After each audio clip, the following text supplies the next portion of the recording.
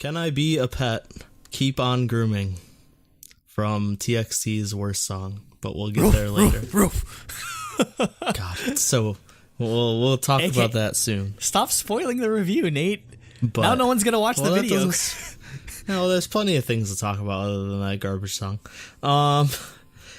What's up, everyone? I'm Nate from Truly Daebak with another episode of the DaebakCast. This is episode 112. And as you can see, Jacob is not here once again. We're trying to do like every other week, but he didn't do last week, but next week is Epic High, so he obviously needs to be here for that. So he needs to be here for that, or he's else he'll skipping get mad. this week as well. So yeah, he'll be here next week when we review Epic High. Don't worry, he's doing just fine in Korea. Don't worry.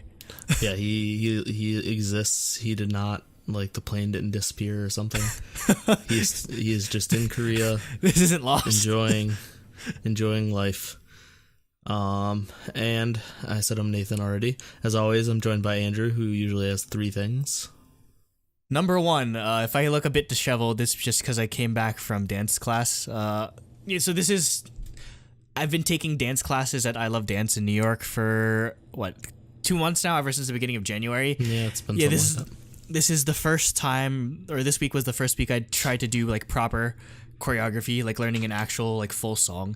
So me, in my infinite wisdom, was like, okay, our choices were Good to Me by 17, Alligator by Monsta X, Twit by Hwasa, and Dala Dala by ITZY. And I was just like, oh, I think I like the choreography for Good to Me by 17 the most. So yeah, hey, let's go with the most complicated one. Yeah, I'll just pick the freaking hardest choreography on the face of the planet. Like, it's really hard. It's really hard. There's this entire super complex part during the chorus where it's just like all footwork and everything, and yeah, like the hardest part of dancing is footwork. So I have like moving your hands and moving your feet at the same time is so hard because I'm just like, my feet have to go here, but then my hands have to go here, so it's a huge mess.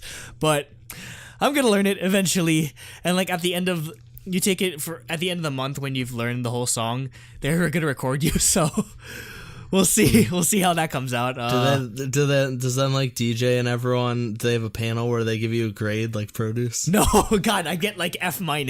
Jesus Christ, I wouldn't even make it to like I wouldn't even make it past the first evaluation. They just like be like, you suck at dancing, but I'll get there. Okay, good. Yeah. If I look disheveled, it's because I just came back from Captain Marvel and it was awesome. Okay. No spoilers. I haven't seen it yet. No, I won't actually. And no spoilers in the comments, please, for the love of God. Like, yeah, no one spoil. By the time this goes up, well, you'll have one more day. Yeah. But anyway, whatever. Number 2, Nate and I, not at the same time. We went, Nate in Toronto and myself in New York City, saw Stephanie, Tiffany, Young, Wang. Myung. Fanny, aka Fanny. Yes, this is my VIP poster. The concert was incredible. I know, Nate, for you, it was incredible as well. Yes, definitely. And this poster is incredible. She did it. That was making a lot of noise, probably. Sorry.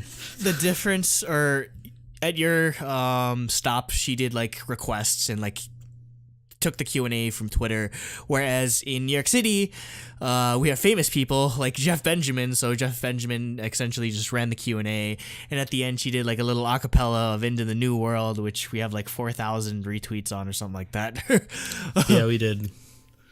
Yeah, for us, basically, the day before, she asked for questions on Twitter, and just printed off a bunch of them and read those, and then directly asked the audience for questions and requests and stuff.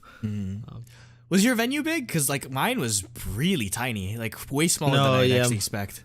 It was probably like size of like the Eric Tom concert. Yeah, like, same sort of thing. Like, yeah, pretty small, just like a small club. Yeah, it was really small because I got there like an hour before, like not even in, like almost 30 minutes before they were opening the doors, and well, one, it was cold as hell and people were waiting there for like 5 hours or whatever. Ours was the same. Yeah, so once they let us in, I was just like, oh, thank God. But like, it wasn't like even like full all the way, and like there was like a VIP section, and there was like famous people I didn't recognize or whatever. But apparently, it's just like a lot of journalists or whatever. But yeah, I mean, I enjoyed. Some of the people from our label were there. I know that at least. I know Kev Nish was there for Toronto, but I didn't see him in New York. But my favorite. Or my surprise favorite would probably be The Flower, because I said in the review I kind of didn't like the song, but the rock, like the band mix of that was like 100,000 times better. So the entirety of the show, like the live band made all the music so much better. It was so cool hearing her Korean stuff with the live band. I just want to dance. Your Fool live, and I Just Want to Dance was amazing. Yeah, so if you have a chance, Tiffany is where she's going to other places. I'm pretty sure she's definitely going to LA. Yeah, and she'll definitely tour again. She'll come back. She's American. She's an American artist now, not really a Korean artist at this point. So her bread and butter is coming to touring. So not only did I get to see her, I got to hug her. Hey, so that was the thing. That's where good. I did meet and greet photos. Did you say hi? Like, what'd you say? Yeah. So she said my shirt was cute because I had my I Got a Boy shirt. And she's like, I haven't seen that in a long time. And I just said thanks. And I was kind of starstruck. And then we hugged. And then she moved on to the people behind me. See, this is why whenever I meet famous people, I plan what I'm going to say beforehand, so that even she said the first thing, so that like screws it all up because thank you. You have to like I just try to rush it in. And then... Yeah, I don't know, but yeah, that's cool. We'll see the photos later, I guess, whenever they upload it. Yeah, I probably have already. I just haven't even looked at them. And number 3, as we've mentioned, we have switched to Podbean as our like hosting service, so it's been going for a good couple weeks now. Interesting. I never really got to take a look at the analytics for our audio podcasts, or whether it be from Spotify now or Apple or Google Play, etc., etc., etc. But interesting statistics. So obviously, no surprise, like most of our audience is from the United States, but screw you, Marlon. Australia's at like 19 downloads. Where that's all Marlon. That's all Marlon every single time. Marlon and Aiden. Yeah, that's it. And then surprisingly, like number 2 is the Philippines, like with just like 126 downloads according to this. So thank you everyone in the Philippines. Yeah, I guess we have a huge Filipino fan base because I'm here. I don't know, or just there's a lot of Filipino K-pop fans as it is. So. Hope you're all doing well in the Philippines. Hope it's not burning hot over there, but it always is. Probably. And also, kind of it's not summer anymore. But I mean, cold in the Philippines is like... Yeah, isn't a thing. Like 60, probably 70 maybe. Yeah. Like... Yeah, it's just permanently hot there, essentially. So, and before I end my 3 things, I just want to mention in our Discord, which is Mucho Lit, we are doing, it is March, thus it is March Madness time. So we are doing the K-pop visual March Madness thing. Basically, we took like 64 guys and 64 girls in K-pop and are like, okay, who's the hottest one? And we had like 15 people nominate 5 male idols, 5 female idols, and then we made a list of 64. We had to cut like 4 or 5 of them. We just voted. So we had a bracket, randomized bracket. So some interesting round 1 matchups, like Irene versus Suzy. Some of these could round be 1 a matchups. finals. Or there's Ken and 10 at this as a round 1 matchup. Yeah. So yeah, now we're voting on round 1 right now. Yeah, so if you're interested... by the time this is out, the whole bracket will be done. Yeah. Well, I mean, if you're interested in just participating even, just check out the Discord. Just join Discord for things I don't think it'll be done like completely. This. No, by the time this comes out, we'll still be going... Sam plans on doing the whole thing this weekend. Oh my God. But that's because people want to do more than one March Madness bracket. Oh my God, you're crazy. Okay. So we're going to figure out another thing that we can make 64 of and pit against each other. 64 best. I think we were going to do like, I think we were going to do like quadrants of like like one quadrant would be vocalists and one quadrant would be dancers. Yeah. And then like they would all meet up in the finals. So like we're doing more than one bracket, but the current bracket is just visuals. And we'll see. These are fun. Wins. These are super fun. Yeah. So you're gonna get mad at or you have to predict or what everyone's gonna pick. So if you want in on the fun, definitely join Discord. Mucho lit as always. Mm-hmm. Okay. Let's move on to topic 1, which is TXT review. And Andrew is reading this one off. I won't steal his thunder like I did last week. So this is TXT, also known as Tomorrow X Together. Or Tomorrow By Together. Tomorrow By Together, yeah. It is a new boy group from Big Hit, the same people that gave you BTS. So there's definitely like a lot of hype. And Glam. Don't forget Glam. Oh, Glam. Rest in peace. And rest in peace also. So yeah, they've definitely had a lot of hype behind them because of BTS being their brother group. So we are going to review their debut mini album entitled The Dream Chapter Star. Which means we're going to get more Dream Chapters. Yeah, I guess that's going to be their like love yourself, love whatever thingy that like BTS does. Anyway, getting into the music, we're starting off with Blue Orangeade. Blue Lemonade was taken already. Yeah, Blue Lemonade is taken. But have you ever had Blue Lemonade before? It tastes good. It tastes really nice. Or Blue Lemonade is just like raspberry or like blueberry lemonade essentially. But no, I've never had blueberry lemonade. I'm pretty sure there was a Kool-Aid that was blue that was lemonade flavor. I think Kool-Aid's raspberry lemonade is blue. Have you had pink lemonade at least? Yeah, I've definitely had pink lemonade. Okay. Blue lemonade's the shit, so try that out. Anyway, getting on to Blue Orangeade. So besides it having an interesting title, and I guess sort of to preface the entirety of this album, we mentioned in our like predictions or like our preview a month or so back, like that if they were just going to be BTS 2.0, they'd just be dead in the water because there's no way you can just like rehash BTS music and expect to get away with it. I mean, maybe it'll garner some fans, but I feel like it'd just be to their detriment because they'd never escape BTS's shadow. But when I first heard this, like the biggest wave of like relief just like coursed through my entire body. I was just like, oh my God, they're actually doing it. They're actually making like a youthful, like upbeat, like cute, not really cute, but like kind of cute, I guess, boy, like just like a happy boy group. Whereas like happy, innocent boy group. I wouldn't say Whereas whereas BTS is like emo as hell nowadays. Yeah. So just like the complete opposite. Particularly before they were emo, they were like hardcore. Yeah, hardcore like hardcore rap, like rap rock. Yeah, just like some crazy shit. So before they went to the emo stuff, but I think the reason why I actually ended up liking this song is because it reminded me a lot of early 17, particularly like songs like Monse, that sort of thing, which is that's a perfect trajectory for them to go towards. Like, again, like I mentioned, you don't want them to be BTS 2.0, so this is a good idea, just letting them go here. Also, I get the feeling that the group isn't as rap heavy as like a BTS or a 17. BTS, so they are playing to that strength where most of it definitely is like vocals and singing and like sort of that harmonization thing. So that's one thing that helps them stand out from the other like sort of groups they're definitely taking influence from.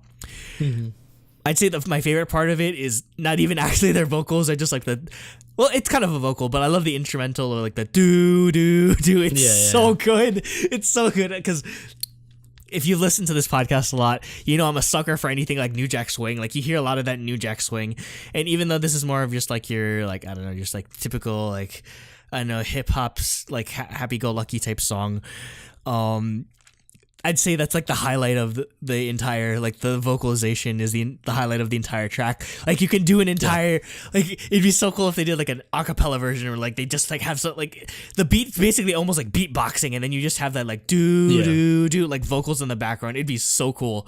Have to mention some interesting English lyrics. We have You like Tupac, I like Biggie Biggie, so I don't know where that comes in exactly in the song. I didn't look up the English translation, but hey, they're mentioning the greats there. I don't know if I have a particular preference between Tupac and Biggie. In all honesty, I like both pretty equally.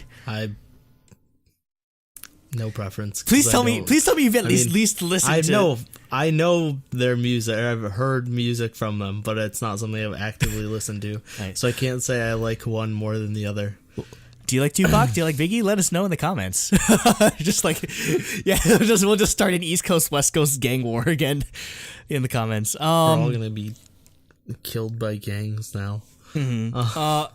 But did you see this was actually performed in a live stage or for like their M Countdown or whatever? Oh, the choreography is so good, and it's how I discovered that. I think so far in terms of bias, I'm leaning towards like Hyunin Kai because I like his voice. Like there's parts in like the verse where it's like but I like Violetto, where it kind of like goes down and they sort of distort that part, and I really like his voice there. So I think that's sort of what's sort of drawing me towards him as a bias. But overall, like this was an awesome intro song.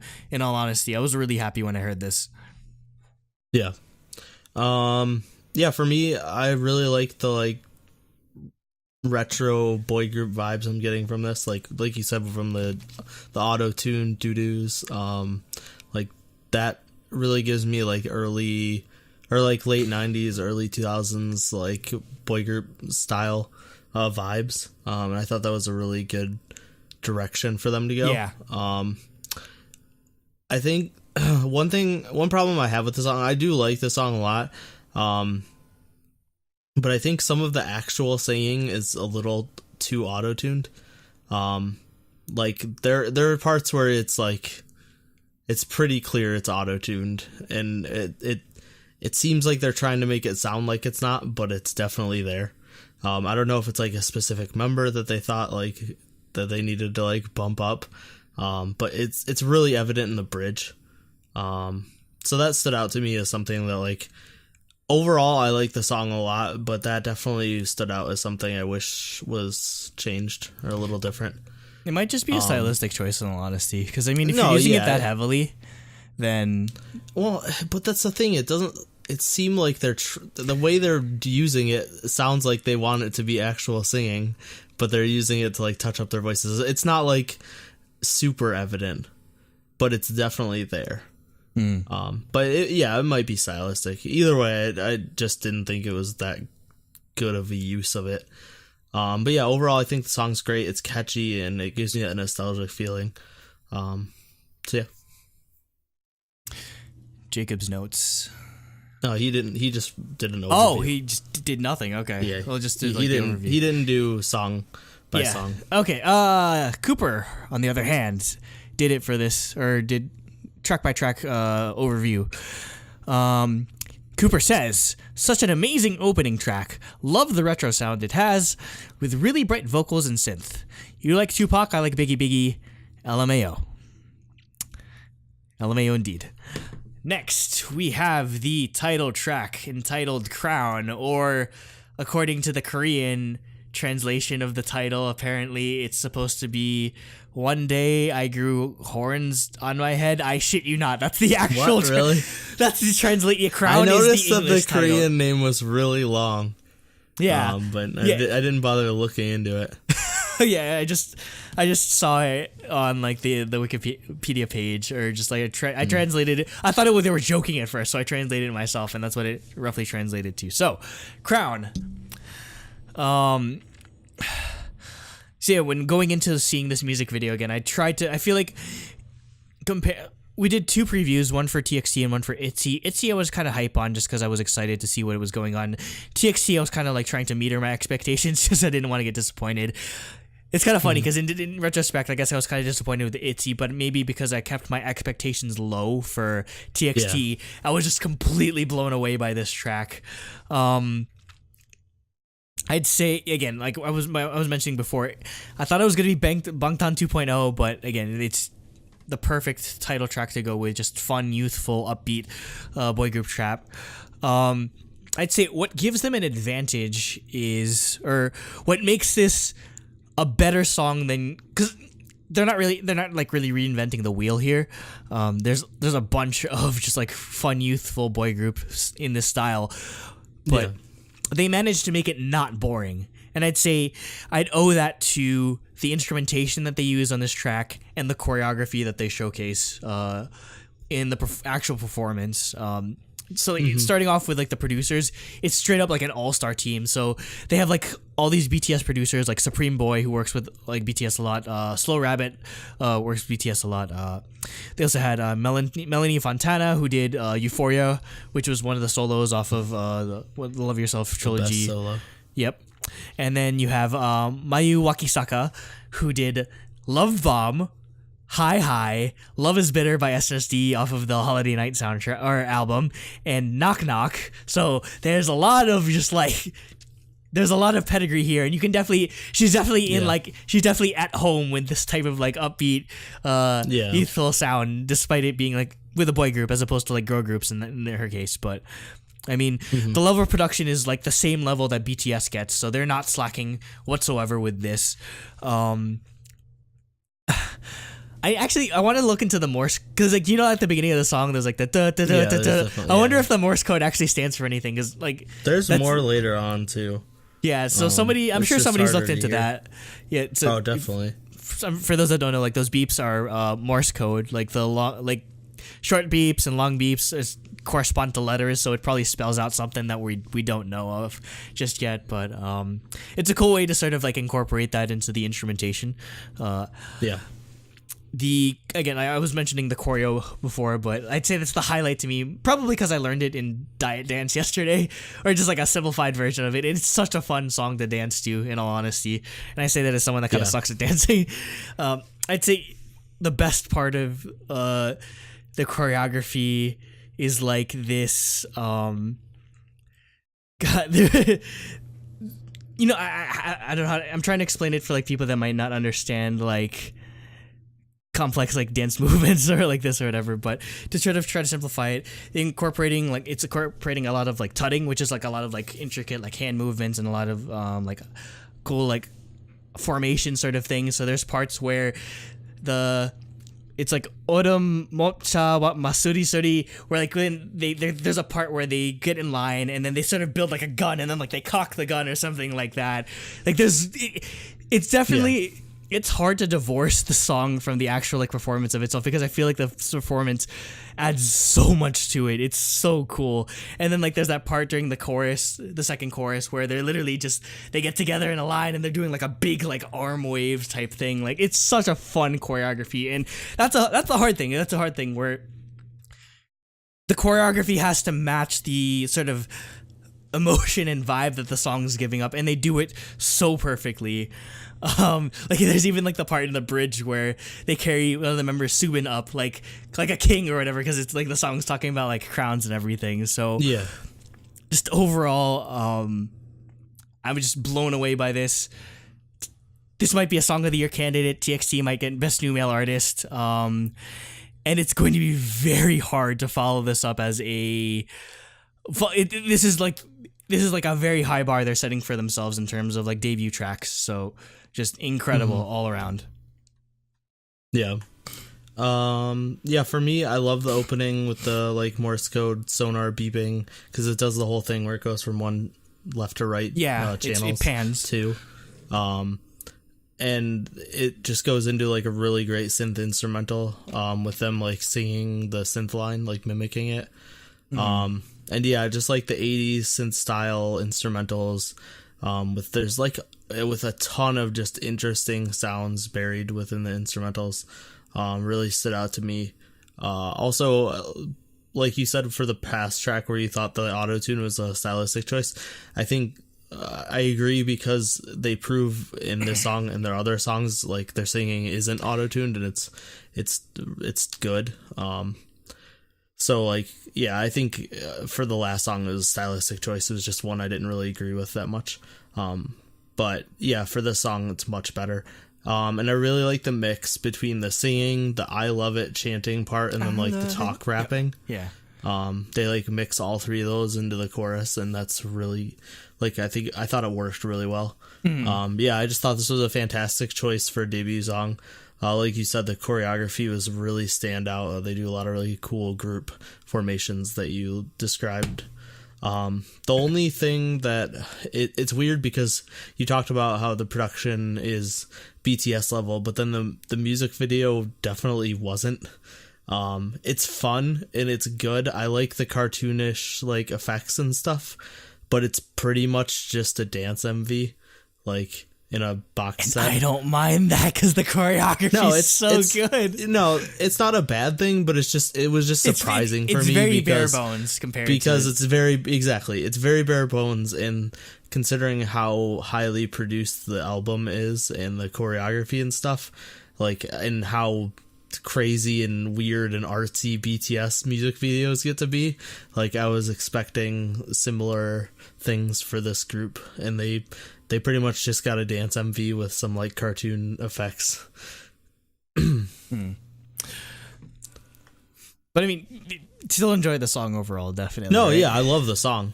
And that was just the only thing that's for like going over the styling and stuff. Like, I felt like it was a little disappointing. I guess I had my hopes too high, based on what we get from Big Hit usually. Cooper says, it only took about 30 seconds for me to realize how my low expectations for this debut were worth having, because I was that much more blown away by this song and MV. It has that perfect Nugu boy group sound with a little bit of Big Hit flair. The MV is extremely impressive, so many after effects but it works with their concept. The choreo is also some of the best I've seen for a debut. I agree 100%. So impressed with everything about this. Yeah, I'd say that's what sort of wins me over, is that we rarely get choreo this good from new boy groups, especially. So again, it's not like I don't know, just like 17 level craziness. Or like, I don't know, just like NCT Black on Black, like crazy, like all like formation type stuff. What they do, it does its job. It's the choreo does its job of conveying the message and theme and vibe of the song, and that's all you can ask for. And like even there are some parts that are very impressive, like again all the formations. So it'd be a fun choreo. I definitely want to learn like the full proper choreo. Maybe next month they'll teach it at I Love Dance. So we'll see. Next, we have Our Summer, which is this sort of, I don't know, like EDM type song, which sort of makes sense. Yes. Like a chill EDM type song, which sort of makes sense once you look at the producers of this. The producers of this are called the Futuristics, and they have worked with artists such as Halsey and Selena Gomez and Camila Cabello. So just that type of, it definitely sounds like an American style song. Maybe that's why I'm kind of disappointed with this. It's coming off of like Blue Orangeade. Oh my gosh, it's great. Crown. Oh my gosh, it's great. Our Summer. Like it definitely had a very tough job trying to follow up those two songs. I mean, it's not bad by any means. It just kind of comes off as a bit more boring compared to the other two songs. Mostly just because, I don't know, like, you can definitely tell it's an American producer, just, like, they gave it the most, like, by the numbers, drop, chorus, like, beat type thing. I mean, like, it's still good. Like, I like the verses mostly just because I like the verses and like the build up to the drop better than the actual drop itself, just because I feel like, like the vocals there were a lot better. But it definitely had a tough job just trying to follow up those two songs. So yeah, it just kind of fell flat in that degree. Yeah, so I actually like this song a lot. I like how it brought the energy down a little bit after the last two, while still being like I would say it's still an upbeat EDM song, but it's definitely more chill than the last two songs. I like the baby synth line that they start with, and when the guitar comes in, it gives it a bit of a funk vibe. So I enjoyed those parts. And yeah, the vocals again are great. But the thing that stood out to me was the instrumental part after the second chorus. Mostly because it has a bit of a Tropical House vibe with the baby synth. So like it fits that our summer name. So yeah, I liked it. It's I agree that it doesn't stand out as much as the last two songs. But overall, I still think it was a good addition. Cooper says, in regards to Our Summer, that it's a nice mid-tempo bring-down track. The chorus is so catchy, and he loves the vocal effects. Next, we have the greatest song of the face of the universe. Get your garbage opinion out. Okay. Entitled Cat and Dog. Yeah, this is the song of the century. Like, I was laughing. I was dying when I first heard this song. I was just like, oh my god. They basically made, like, the sequel to Anpanman, and it's incredible. Like, there's some parts... Oh, I don't even know where to begin with this song. Like... Let's play forever. I just want to be a dog. They'll have like freaking. It's like straight up who let the dogs out with like the who like that part. Like I know it's cringy to you and so, like I don't know, maybe to Jacob or whatever. But I live for these like almost parody style trap songs. They're so good, and it just came completely out of nowhere compared to what else we got on the rest of this album. So. Oh my god, it's just... This might be one of my favorite songs in all honesty. And I want to see them perform it live. They didn't actually perform it for like their debut stage, but I just want to see what kind of choreography would you do to a song about saying you want to be a freaking dog or a cat or something like that. I want to see what they come up with because it's going to be incredible, but... I could gush on like forever and ever about this song, but I want to see why you hate it so much, Nate. I mean, this is, if you've been following us for a long time, this was very much Anpanman, where Andrew loved it and Jacob and I hated it. And this, like you said, this is literally a sequel to Anpanman. And you love it, and you have an ally now in Cooper, and Jacob and I still hate it. It's just, I understand it's not supposed to be taken seriously, but I would never enjoy listening to a song in my life. Like, it's just... I'm sure if you saw it live, I swear, if TXT goes to KCON and you see and they perform this live, I'm sure it's 100% way more enjoyable in that sort of context. I'm sure I would enjoy it, I guess, like a live stage of it, but just like, I'm never in my life gonna want to listen to this song, like, just with my music on shuffle. Like, every time Anpanman shows up, I skip it. Every time. I'm never, like, just that, like, super annoying auto-tune trap music. I just can't listen to it. It's unbearable to me. Like, the melody of the song's fun, but it's just not something I enjoy listening to. Yeah, because that's the thing. You don't really have an ear for this type of like trap music. That's the thing. I listen to this, like the serious version of this, like regularly. So to hear parodies, like essentially parody songs of it, is just amazing. Yeah. For my context at least. Cooper, on the other hand, said, in all caps, I don't know how to even talk about this song. It's just so weird and amazing. Which essentially sums up like my thoughts. Definitely. This song is unexplainable, and I think that's the beauty of it. It's just so out there, and we rarely get out there for like serious like boy groups. So I appreciate them like putting themselves out there like that. And we close out the album with Nap of a Star, which I don't get, but sure. They're napping on a star. Stars take naps sometimes. Stars take when it goes onto the other side of the planet. I guess it's asleep. I don't know. So yeah, this is the ballad track of their mini album. Of course, every boy group has to have a ballad track. I'd say again, the star of this would be the instrumentals, just because I'm a sucker for like the do just like it's kind of a simple kind of guitar riff, but just like the slow progressions of between notes, just really nice. Definitely helps bring this into like a more interesting sort of sounding territory, as opposed it could have just been like a boring ass like generic ballad track with the vocals that they gave, but it's definitely the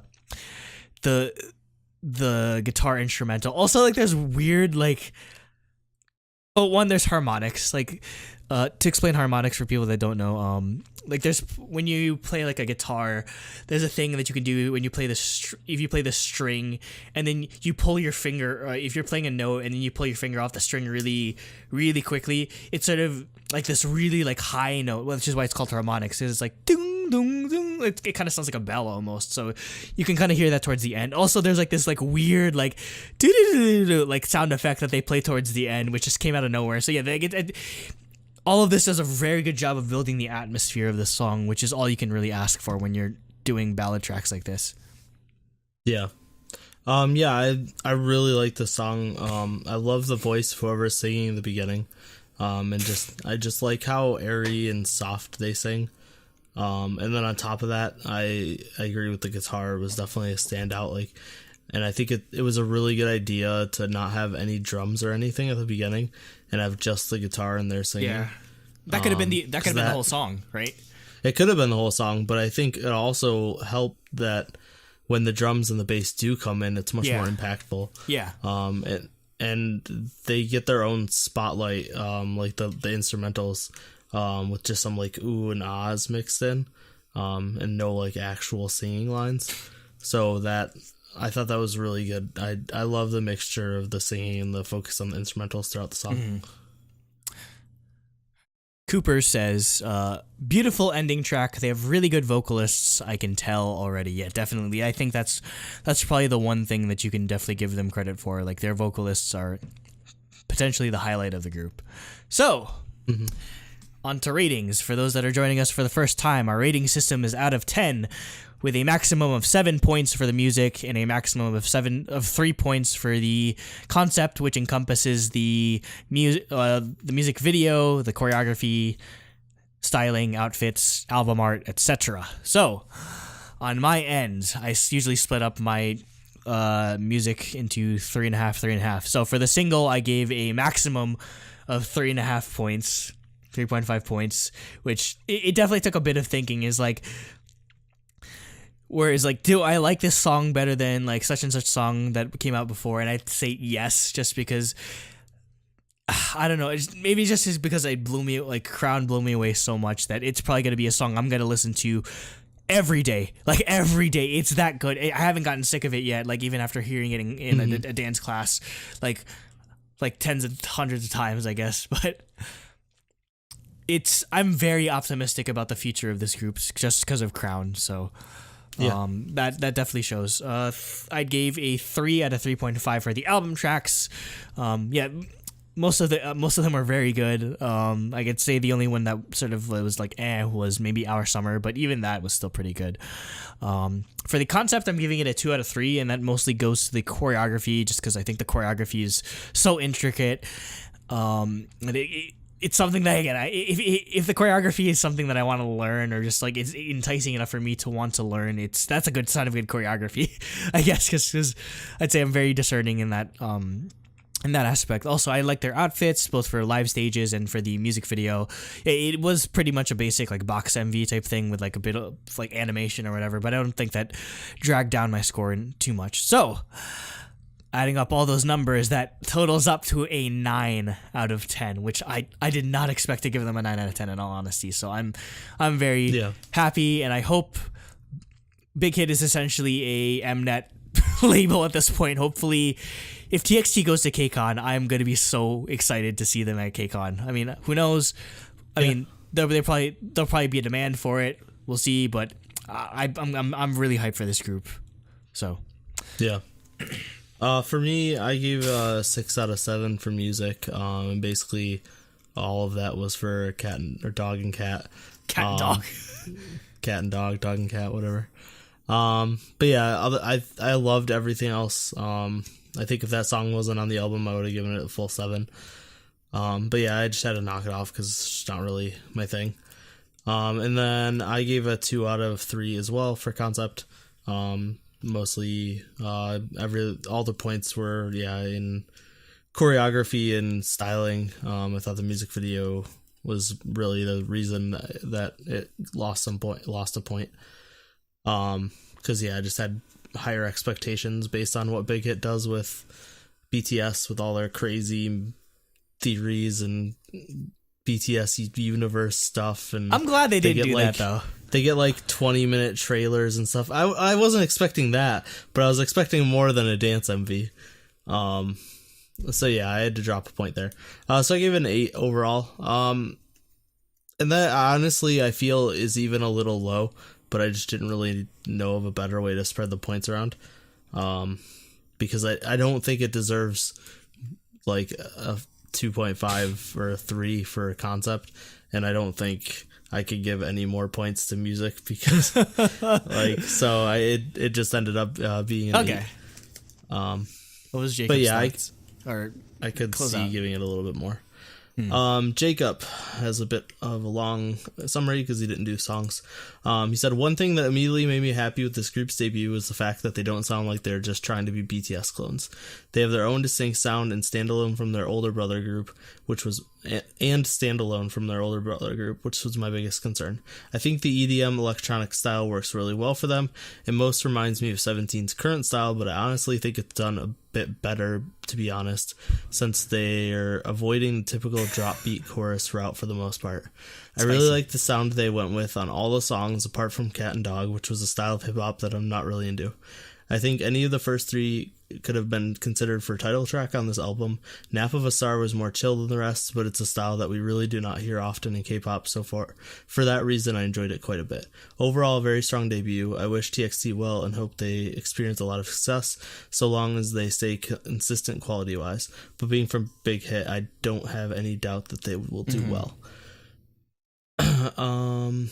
And for his rating, which kind of seems a little low based on those comments, he gave the music a 5.5 out of 7. I'm sure most of that was for Cat and Dog, because like me, he also does not enjoy that type of music. And then he gave Concept 2 out of 3, same as us. So a 7.5 out of 10 overall. Okay, on to Cooper's notes. His ending thoughts were, I doubt this debut will be topped this year, at least by boy groups. Everything was on point, vocals, choreo, and concept. I hope they continue to find success because of their own talents and not in the shadow of BTS. And he gave perfect marks for everything, a 10 out of 10, which is not surprising. Cooper's become the new me. Yeah, he's given 10 out of 10 for like almost everything we've reviewed. I don't blame him on this one. This one I can actually see. So, punching all the math into the calculator, we get a average of 8.625, so I guess that'll round up to round down to like 8.5. No, round down to 8.5, yeah. 8.5. So it doesn't get a shiny. Damn it! Barely. Serious? Damn it, Jacob! Blame Jacob. Yeah, he gave it 7.5. I gave it an 8. So, because honestly, I don't know if any boy group's gonna top this. Like, in all honesty, like even like X101 might not top this. Like, produce X101. I don't know. I haven't listened to the album, but I think I like Trey's single more. I really liked Trey's single. I like Trey's single, but I mean, I need to listen to the rest of the album still. I'd honestly still put TXT over it, in all honesty. But I mean, we'll get back to. I guess we'll find out later. But again, it's very rarely that I attach myself this like much to boy groups. So that just goes to show like how good this group is. And I mean, there's no worries. Obviously, there was no worry about them like succeeding just because of the power of Big Hit. We'll see. It's yet to be seen whether or not they'll succeed in Korea. I think they have a better chance. I believe I mentioned like because they like this style a lot more than they do or international fans do, so they have a fighting chance of maybe getting wins or maybe getting up there, but we'll see. I'm very excited for whatever they'll do in the future. Hopefully we'll get another mini album sometime later this year. So what were your thoughts on TXT's The Dream Chapter, Star, or Crown, or any of the other songs? Please let us know your thoughts in the comments below. Yep. And moving on, topic 2, which is Jus2's mini album Focus. So they are a subunit of GOT7. Which members is it? I don't remember. JB and Yugam. Yeah, okay. And this is their debut. They've not put out anything before this as a subunit. Obviously, they're part of GOT7, so they put out a lot of music. Yeah. The title track, which is the first track, is Focus on Me. And yeah, this sets the tone for the album really well. It's just really smooth R&B. I think their voices mix really well together because one of them has a higher pitch and the other has a much lower pitch. Yeah. It mixes really well. And the instrumentals are fantastic. I think the beat's very repetitive, but it's really intricate. So that makes up for it. Like there was almost no change up in it, but the beat itself is so intricate that it really stood out to me. Mm-hmm. I thought the synth line is really chill and sparse. Like it matches the emptiness of the song well. Yeah. So I thought that was great. Music video is good. It fits the style of the song. I really like the parts where they do a lot of stuff where either it's one or the other in the shot and it switches between them with like a bunch of glitchy effects. And then also there's a lot of shots where it's them and then the camera moves forward or back and there's another version of them and it becomes like a tunnel of them, and that's in the shot for the slideshow I picked. So yeah, and the choreography is great as expected. Got 7 members. So yeah, overall I thought this was a fantastic song, and I really enjoyed it. So this song was produced by JYP, surprisingly, because this isn't JYP's normal thing. Oh really? I did not realize he produced that. He got production credits on this, and it was also produced by Cosmic Boy, which makes more sense. Cosmic Boy is one of the artists we covered last week on I remember releases, the song with Yura, so it kind of makes sense. Also, apparently, I have to double check this, but a little I don't know, a little rapper singer named OLNL has production and writing credits on this. Remember OLNL? Freaking Korean Lil Yachty, like the guy with like the really high pitched like weird ass voice. How is he on? How did he get production credits on this? I have what's his like relation to JYP or Cosmic Boy? Like I was like, what? I don't know. That threw me for a loop. Can't tell you there. If you know, please let us know in the comments. Anyway, like most of what I have to say about this song is actually about like the visual, like the visual elements, like the MV itself and the choreography, just because it's so hard to divorce much like Crown for TXT. It's so hard to divorce the visual elements of this video from the song itself, because it makes it so much better than it would be just on its own, in all honesty. Like I watched the live stage of it, and the live stage is kind of disappointing because there isn't like all these crazy glitch effects going on. So it really is a big part of the song itself. Just like those glitchy effects, there's like those seamless transitions you mentioned, just like it's like sort of like a tunnel type thing. There's this really cool like action sequence photography type thing with Yugum. In terms of like color palette, like cinematography wise, it's almost like the complete opposite of what TXT did. It's just like absent of color, like it's very monotone type thing. Their styling was just incredible. Like Yugum's wearing this in the screenshot we have here. He's like wearing this like, oh no, this is the Gucci suits that they're wearing. Like both like nice Gucci suits. Yugum's wearing this like nice neon to contrast the sort of like beige suit, and then JB's wearing like a white shirt underneath to contrast against the black and white. There's another part where Yugum has this Balenciaga shirt on, like this really nice color block, and like his jacket has like gray and black on it. Then the kicker here is again Yugum. He's the fashionista in this music video. He's wearing a $1,400 Gucci orange turtleneck that's made out of like jacquard and shit, and like the embroidery or whatever. I mean that's normal in K-pop, but man, they are flexing. They are seriously. They came to serve looks. $1,400 for a turtleneck. It looks dope. It looks dope as hell. Like I'd rock that shit. Like if you can afford a $1,400 turtleneck, you rock it. Well, yeah, you're gonna But I mean, I love the styling in this so much. It's just like obviously all those details just are, as a fashion designer or shoe designer myself, like I can appreciate that to some degree. Getting on to the other main point I have is choreography. whereas TXT was a lot of just like very fast-paced motions and just like like formation type stuff. A lot of the choreography in this is slow motions and isolations, where like there's some parts where like they're either isolating like their hand and like or their neck type thing, which is very hard. Isolations are hard, but they're honestly some of like the coolest looking things in dancing. Like just because like being able to isolate like certain like body parts it fits this song so well, just being able to like isolate like your neck and that sort of thing, because like obviously the choreography isn't going to be like too crazy for this type of chill song, so it's a perfect choice in terms of like what moves to go with. I'd say what sort of threw me off is like you wouldn't expect a song like this from a group under JYP Entertainment. Like when you first heard this, like did you like this is GOT7 members? I mean, yeah. Well, I mean, I had heard what it sounded like before I actually listened to it, so I kind of had expectations going in. Like I had no expectations at all, so it just threw me for a loop entirely. But I think that's a good thing. Is just JYP is always willing to innovate and reinvent what their sound is as a label, or what GOT7's sound is. So like you'd think it would come from someone like, I don't know, like Dean or like Temin or something like that. Like you wouldn't expect it coming from members of GOT7. So I think again, just blowing away those expectations are what helped this song entirely. And if I'm gonna be entirely honest, I probably like this entire like subunits, like the 6 songs they put out here. I might like this better than anything GOT7's put out. I'm sorry, I love GOT7, but I was just completely like, maybe it's just because it's such a different like style for them that it just was really, really impressive to me. But I could agree with that. I definitely like I like a lot of GOT7 stuff, but yeah, this stuff blew me away.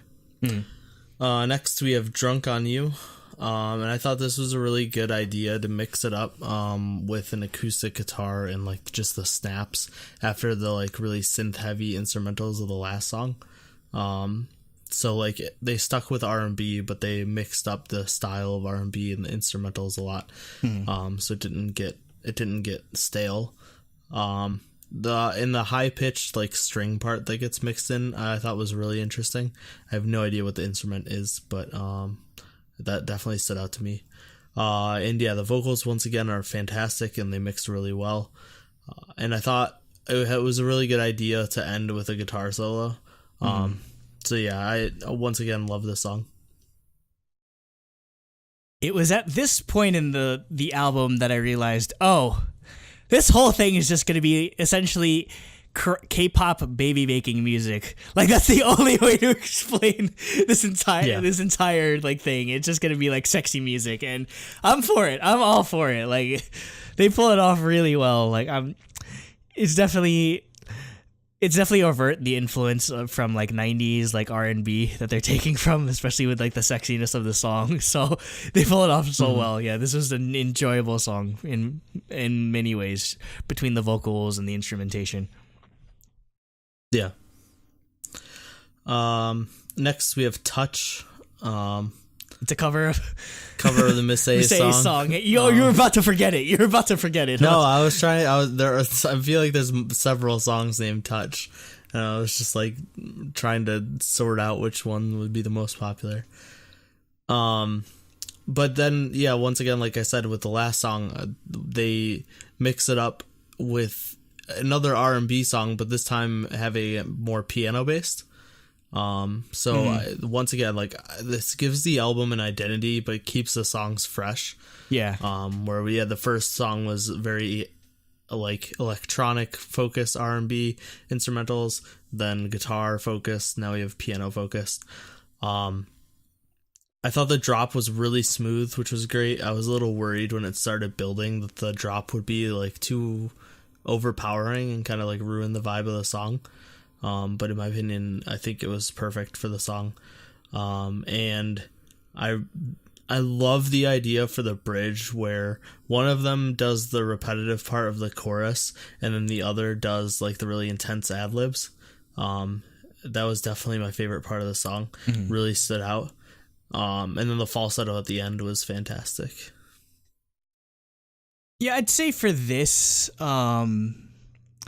Yeah, I'd say the vocals definitely are the highlight of the song, but I don't know. It just outside of the chorus, it just felt kind of a bit too empty for my taste. I know what they're going for here, like stylistic wise. It's kind of like the same thing that like BTS does on like their emo tracks. So Yeah. but the thing is though, like it's the same problem that I have with BTS's tracks, and that like yeah, it can be a bit boring in that case, just where it's like. Outside of like the chorus or like the drop, it's just basically just you're waiting until that happens essentially. And I felt like if they could have brought a bit more balance to it, I probably would have enjoyed it more. Yeah. Next we have Senses, and this is another. So this is where we move more into house. So this is definitely The a deep best house part song. of the album. But I think it goes really well with the R&B style. And like they're still doing an R&B singing style, just over like deep house instrumentals. Yeah. But yeah, this song very much reminded me of Taemin. This was 100% a Taemin song. And I really wish we could get choreo to it. Yeah. I don't know if they did a second song with their I didn't check that one out. comeback Unfortunately. stage, but yeah, and I didn't check, so maybe this would be it. But I really hope it is. If it, but we're not sure.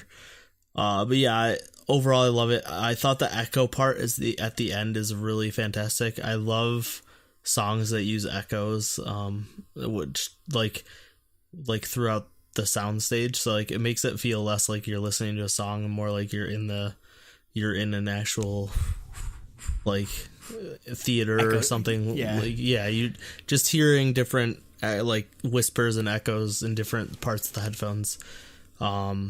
Really stood out to me. This is definitely my favorite song.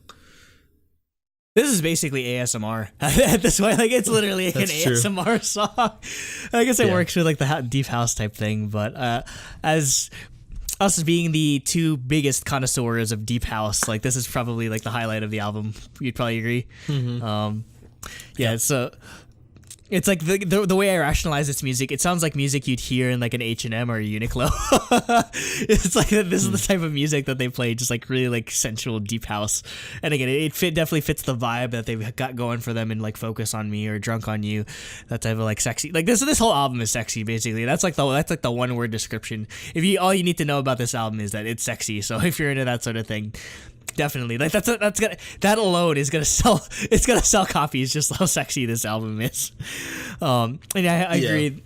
They're definitely channeling some Taemin with this. Just very overt in the type of style of the music and the vocal approach that they take this song. And that's a great thing to sort of pull from, or a good person to pull from, because he's definitely cornered this like sexy male like singer in, at least when it comes to the K-pop space. So we need more of those, in all honesty, because we've kind of got away from that to some degree. Yeah. I'm looking at their stages and it looks like they only got to do Focus on Me. Really? They need to do a second like song. Not even like are they like BFFs with friggin' like M Countdown or whatever? So you think they'd get two? And I mean, GOT7 has a decent fan base, or decent like following. So you'd think that the debut of a subunit would garner more than just one song, but oh well. Yeah, it's kind of interesting. They gave. Well, I mean, they kind of got screwed because it was the same time as TXT. So then they got 3 songs, or they got 2 or 3 songs.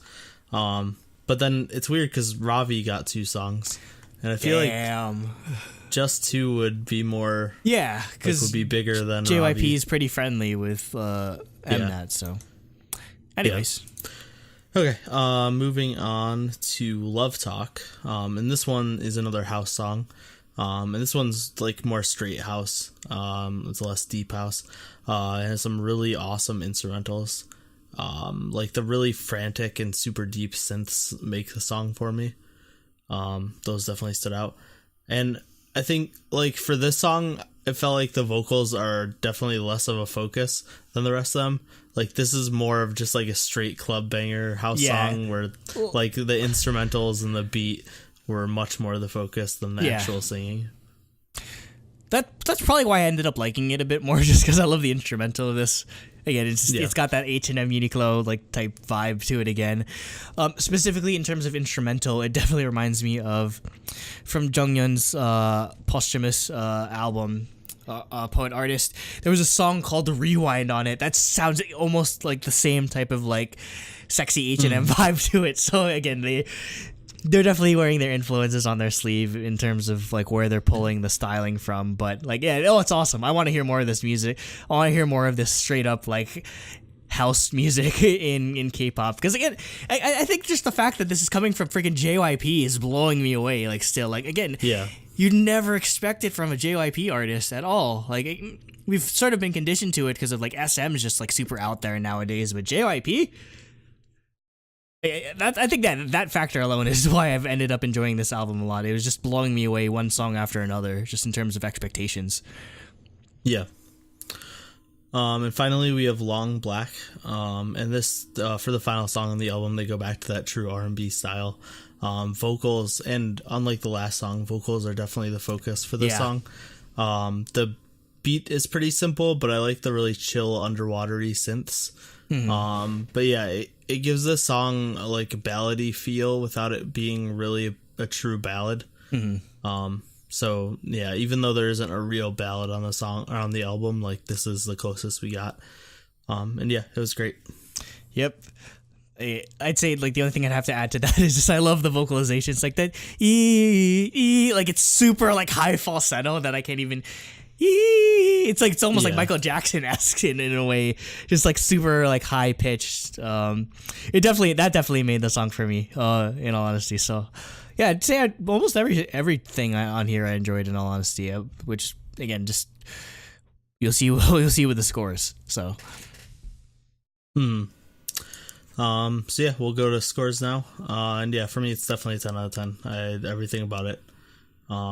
All the music was fantastic. I thought the music video was great. The choreography was great. Styling was great. There was nothing wrong with this album at all. I give it a 9 out of 10, with splitting it up 3 for single, 3 for album track, and 3 for concept. Yeah, I gave a perfect score for concept because, like, in terms of cinematography, this might be some of the best stuff I've seen in K-pop, like, ever. Like, at all. Just, it's so out there, and it's so memorable. Like, it's JYP when it comes to like these visual elements. They definitely help set the bar when it comes to the big 3. So I hope they continue this. I hope they maybe bring some of this back into GOT7 itself, like the main group. As for my scores regarding music, I'd say I like Focus on Me, maybe not as much as I liked Crown, but it's still a great song. Same thing with the album tracks, almost every single one except for maybe like Touch was like a standout. So again, it was just, everything was just super consistent, very high quality. They're definitely the leading candidate at this point for best subunit. So if you told me at the beginning of the year that I was going to give a best subunit award to a GOT7 subunit, I told you, I'd have thought you were crazy. So it's a really good job. I hope this isn't a one-off thing. I really hope that they go back to this. I don't know how well it's doing in terms of popularity, but I mean, it has like 25 million views on YouTube, but I mean, GOT7 just gets a lot of views in general, but I hope they don't abandon this concept at all. Like, go back to this, even if it comes to like bringing this into GOT7 itself. Like, there's so much they can work with in this, in my opinion. So 9 out of 10. Yeah. Yep. Jacob said, this was not a unit I would have expected to come out of GOT7 as far as group members go, but I'm really glad they were given a chance as a subunit. JB and Yoongyum's voices mend really well together in a smooth R&B and electronic-inspired tracks that line the unit's debut mini-album. All the tracks are really well made in my opinion and would play really well within a club setting. However, I think they tend to blend together a little too much with each other. They all could easily be title tracks in my opinion, just much too similar. I hope we continue to get this good of a quality in full GOT7 releases as well. Also would like to shout out the music video for Focus on Me, is pretty visually pleasing to my eye. And he gave music, he gave a 6 out of 7, and concept he gave a 2.5 out of 3, so 8.5 out of 10 total. Cooper said he didn't give individual track thoughts as well. His overall thoughts were, when this was announced as a JV and Yugam like duo, I was hoping it would be an R&B, neo soul, deep house album, and this literally is what it was. Please just let JV produce all of GOT7's music. Yeah, both of them were involved in the production of all of the tracks on here, which is great. So yeah, please let JB produce all of GOT7's music. Every song is so good. This is the best thing they've ever done, and it's not even close. And Cooper gave it perfect marks as well, a 10 out of 10. So, doing the math and punching it into the calculator, we're going to get a 9.375, which does round up to a 9.5. Wow, that might be the highest average we have so far, and I think. Yeah. Yeah. This year. Yeah, that might be the highest like final score. So, it gets a shiny. Holy crap, wow. GOT7 has our highest album rating of the year so far. Yeah. That is a shocker. Not expected, but worth it, or like worthy totally of worth it. Can they come to KCON? Can they just yeah, just I mean, they've done subunits at KCON. Yeah, because like Super Junior, like D&E, K, or like something like that, or whatever it's called. XOCBX came to like KCON like in Japan or whatever, so there's a precedent for them bringing like just subunits there. So let us know what your thoughts are on Just2's Focus. Did you like all the songs? Is it too sexy for you? Is it not sexy enough for you? I don't know why you'd think that, but leave your thoughts and comments in the comment section below. Mm-hmm. Yep. Moving on to topic 3, which Andrew will lead. Oh, Lord. Where do we even start with this? Okay, so this story has been floating around for the past couple of months, but we kind of felt I wanted to wait until like most of the facts were out there, just so we wouldn't jump the gun on anything.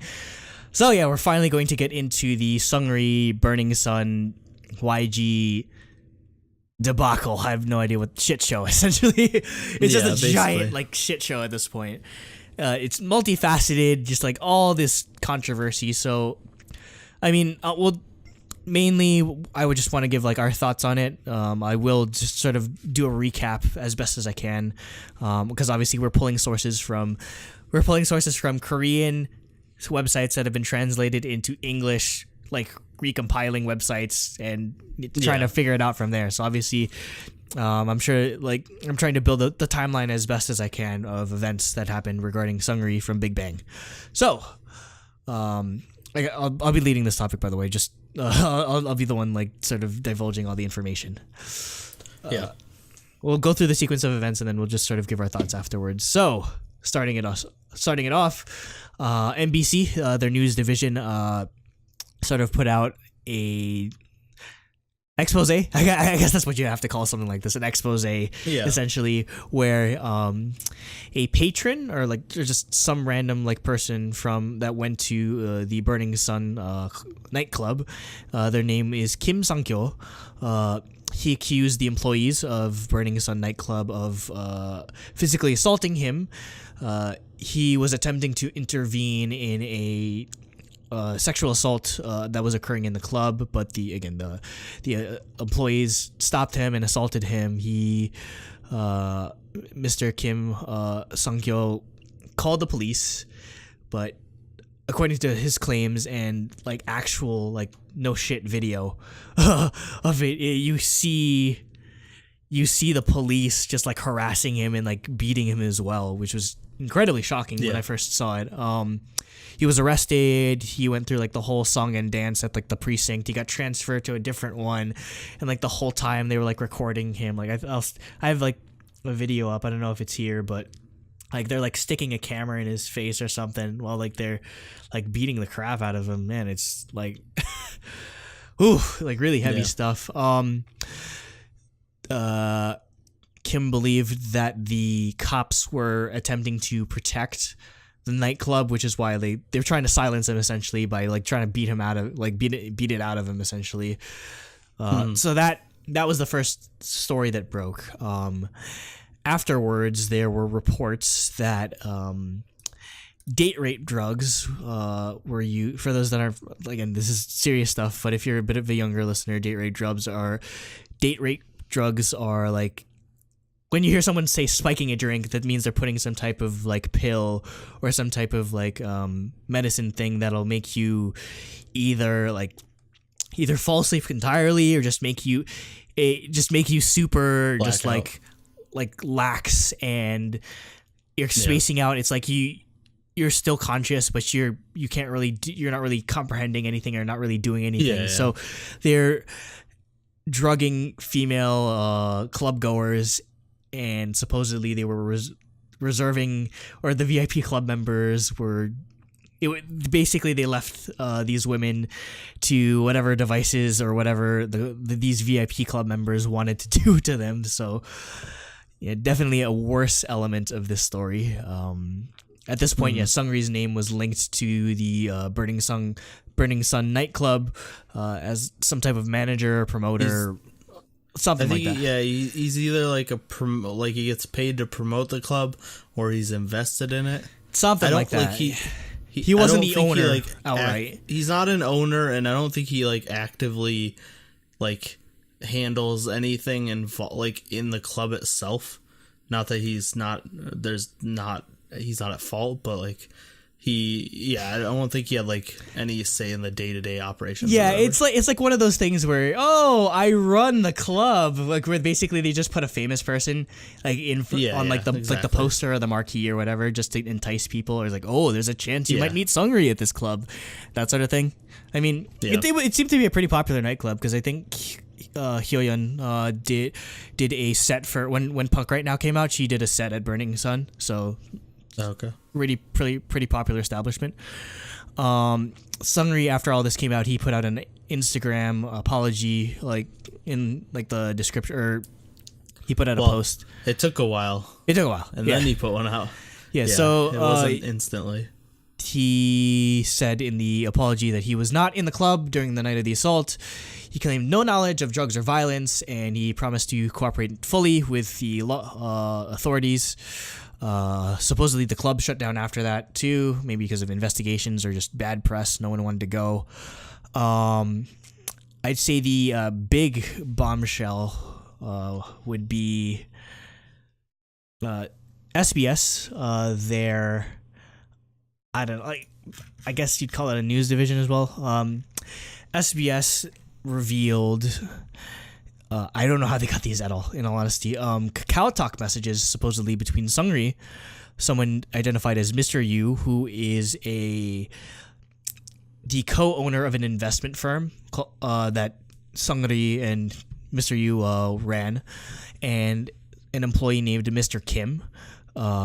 Supposedly, in these, or according to the translation of these Kakao Talk messages that I have up here, they are discussing or organizing prostitutes for some like high profile clients coming from China or something like that. They've go into very, very detailed I guess descriptions of what they want or whatever. I think one of the translations I saw or whatever.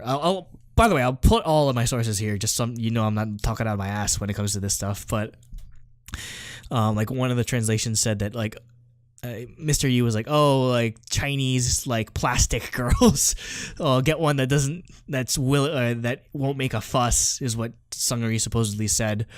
Like basically just trying to organize what girls to send up to these businessmen that eventually got involved with Yuri Holdings, the company that Seungri and Mr. Yu ran. So yeah, just very, very damning evidence to some degree. Seungri denied the validity of these text messages. He claimed they were fake. Afterwards, he surrendered himself to the police for questioning and drug tests to see if... That was... So I don't know why. I mean, like, it's not... Well, it was 100% like a deflection. Like, oh, I don't do drugs. Like, here, I'll prove it. I think it's like, yeah, but nobody cares if you're doing drugs. They took a urine sample and like a hair sample. I was like, maybe they were seeing if he was actually like involved in the rape cases or not. But I mean, like, it didn't seem like he was that in the weeds. Yeah. So the rest of his tour gets canceled. Then Dispatch. Oh, this is the craziest one. Dispatch News, the good side of Dispatch, not the bad side that just ruins people's lives. I guess they're kind of ruining his life, but it's kind of warranted to this degree. They revealed that Seungri, in December of 2017, he had a birthday party in the Philippines in Palawan, which is, for those that don't know, Palawan is like a big resort type of thing. It's like going to like the Caribbean, but like in Asia type of thing. So so it's a big like touristy type of place. So he had this big like birthday bash. He rented out an entire resort for 3 days, that sort of thing. Supposedly, according to this Dispatch News report, Seungri had flown out a hostess that he was a regular of to his birthday party in Palawan, paid for all of her expenses as long as she brought pretty friends with her. So that was maybe not a direct connection necessarily, but it was noted that they opened Burning Sun 2 months after that party, so there can maybe people are speculating it might have been like a trial run of like how well maybe like Seungri could be involved in like day-to-day operations with the club. But so at this point in the story, like no direct connection between Seungri, Burning Sun, and YG has been made in terms of like YG Entertainment as the company having any direct involvement with it. But and I'd say that's still true to some degree. But I mean, there are tertiary related stories regarding the actual person YG being involved in his own nightclubs. Like there's one called Love Signal, which might have changed his name to Club X or something like that, which is owned by YG and his brother Young Min Suk. The nightclubs, and he apparently YG owns a bunch like of nightclubs as well. All of them were sort of found to be guilty of tax evasion, where nightclub establishments or adult entertainment venues are supposed to, in terms of taxes, they're supposed to provide, I think, like 13% more in terms of taxes than what they filed as, and they filed all of them as restaurants primarily just to avoid like high taxes sort of things. I mean, it's not really that related, but I mean, it's kind of funny that all of this stuff. It's just a tertiary thing. It's interesting that all of this is coming out, or all of this is going on related to a YG artist involving the owner of YG as well. At this point, also, a website called chosun.com managed to capture footage outside the YG offices where there was like a big like truck, and they were destroying like boxes and paper bags and suitcases and like electronics. They hired like a shredding company, like a proper shredding company, to sort of get rid of all this stuff. A YG spokesperson said that, this is just a regular sort of thing in terms of like every quarter they destroy sensitive documents. And I mean, that's probably believable to some degree, because that's like all big companies. Yeah. Like they, like all celebrities too, a lot of celebrities, like they destroy like phones or like stuff like that might, if it gets leaked, it would like ruin, or it would give an unfair advantage or whatever to like, I don't know, like competitors, that sort of thing. So it's like to protect their business interests. But, what sort of maybe draws some notable exception to this is that apparently they interviewed they talked with one of the truck drivers, and the truck driver said that they've never been to YG before. So that's an interesting tidbit.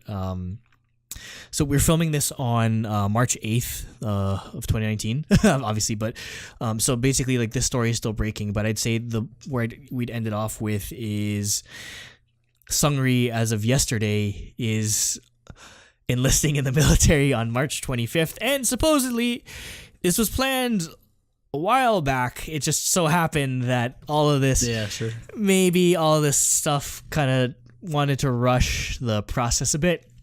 But the story is just a huge mess. Like there's reports of like reporters getting the people looking into this are getting like death threats, or like their life's at risk. I wasn't sure if you were going to bring that up. Yeah.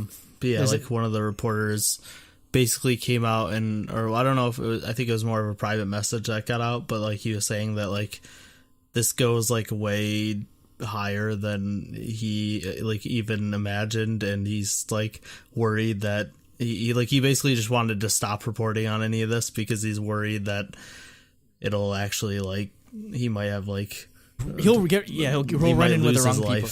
Yeah exactly. Yeah, so that is the that's the magnitude of the story that we're dealing with here. So I'll let you go first, Nate. Just give your overall thoughts on the whole thing. I mean, I don't know where to start exactly with this, but I mean, go for it. I mean, I don't. There's like literally no denying this. Like, there's so much evidence for all of it. Like, and I mean, So first of all, like, I actually went to a lot of clubs when I was in Seoul, but like we were always like a large group, and it was always like a lot of guys and a lot of girls together. So it was never really like all the international students. So we like didn't like obviously it's not something I have to worry about. And like all the girls that I hung out with always went we always went as a big group. So like it was nothing we ever really had to worry about. Yeah, no one was just like off on their own like that. That's the riskiest part. Yeah, if you're going to a club alone, like exactly. Even in America, like you don't know what the fuck they're gonna put in your drink. I was gonna say that's just club culture everywhere. Like you hear about that everywhere. Like that's colleges all around the US.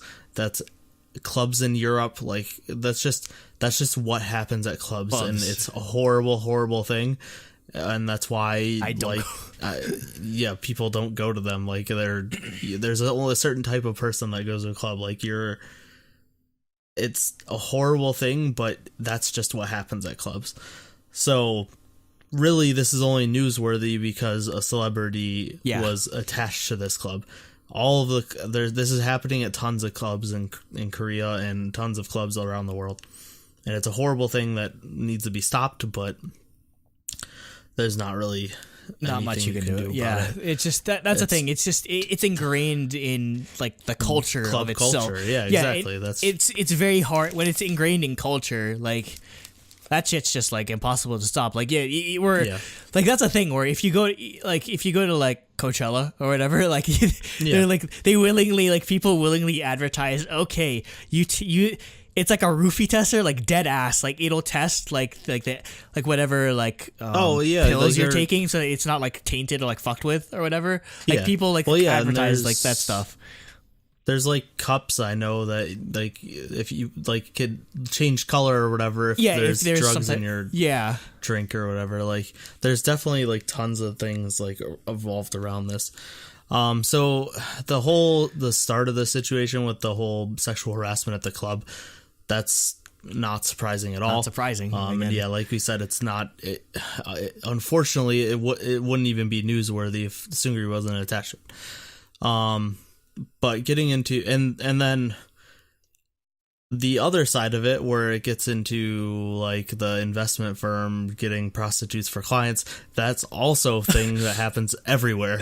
Everywhere. So, like if you believe even for a second that no American company is doing this type of shit for like big name clients. If you don't believe that like some type of like huge business deal, like I don't want to like drag people like in the mud or whatever, but like if somebody like a business on the level of like I don't know, like Apple or like I don't know, just like freaking like Warner Brothers or like something in like big entertainment, and if you don't think they're securing deals via this method, like you're sadly mistaken. It's like, and that's a whole thing about this entire story is every part of it wouldn't be newsworthy if Seungri wasn't attached to it or YG wasn't attached to it. Like all of these things are happening all over the world and they're all horrible, but it's just what happens, and there's not really anything anyone can do about it unless the entire like corporate culture decided to change. Clubbing culture decided to change. I lost my train of thought. As for like Seungri being involved in it, this also is not surprising. That celebrities just like that's what happens. That's why you hear about stories of all the celebrities. That's all they do is take tons of drugs and they have crazy parties and spend their money in horrible ways and then make shady investment firms and companies to try to make more money. Like, if you think your idols are like idols on that high, like, I feel like, I don't know, I don't want to say that all idols do this, because I don't think all idols do this. But if you don't think that some of your idols are doing this, then you're definitely wrong, because there are plenty of them that are doing this. Yeah, because once you hit a certain point in terms of the industry where you have control and you have like you have weight to your name, it's the natural progression of things, unfortunately.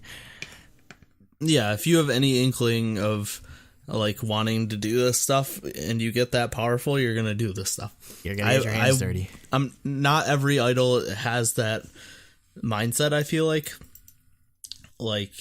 but yeah, it's all of these things are 100% common, and if you don't understand that, you're like, you just don't understand how the world works yet. It's not a thing. Like, I feel like the biggest backlash is like, oh, why is everyone picking on Seungri or whatever? It's like, this is like, he's just kind of like, I don't know, like it's just the circumstances that he just so happened to be a famous person that involved in this case where, basically. Yeah.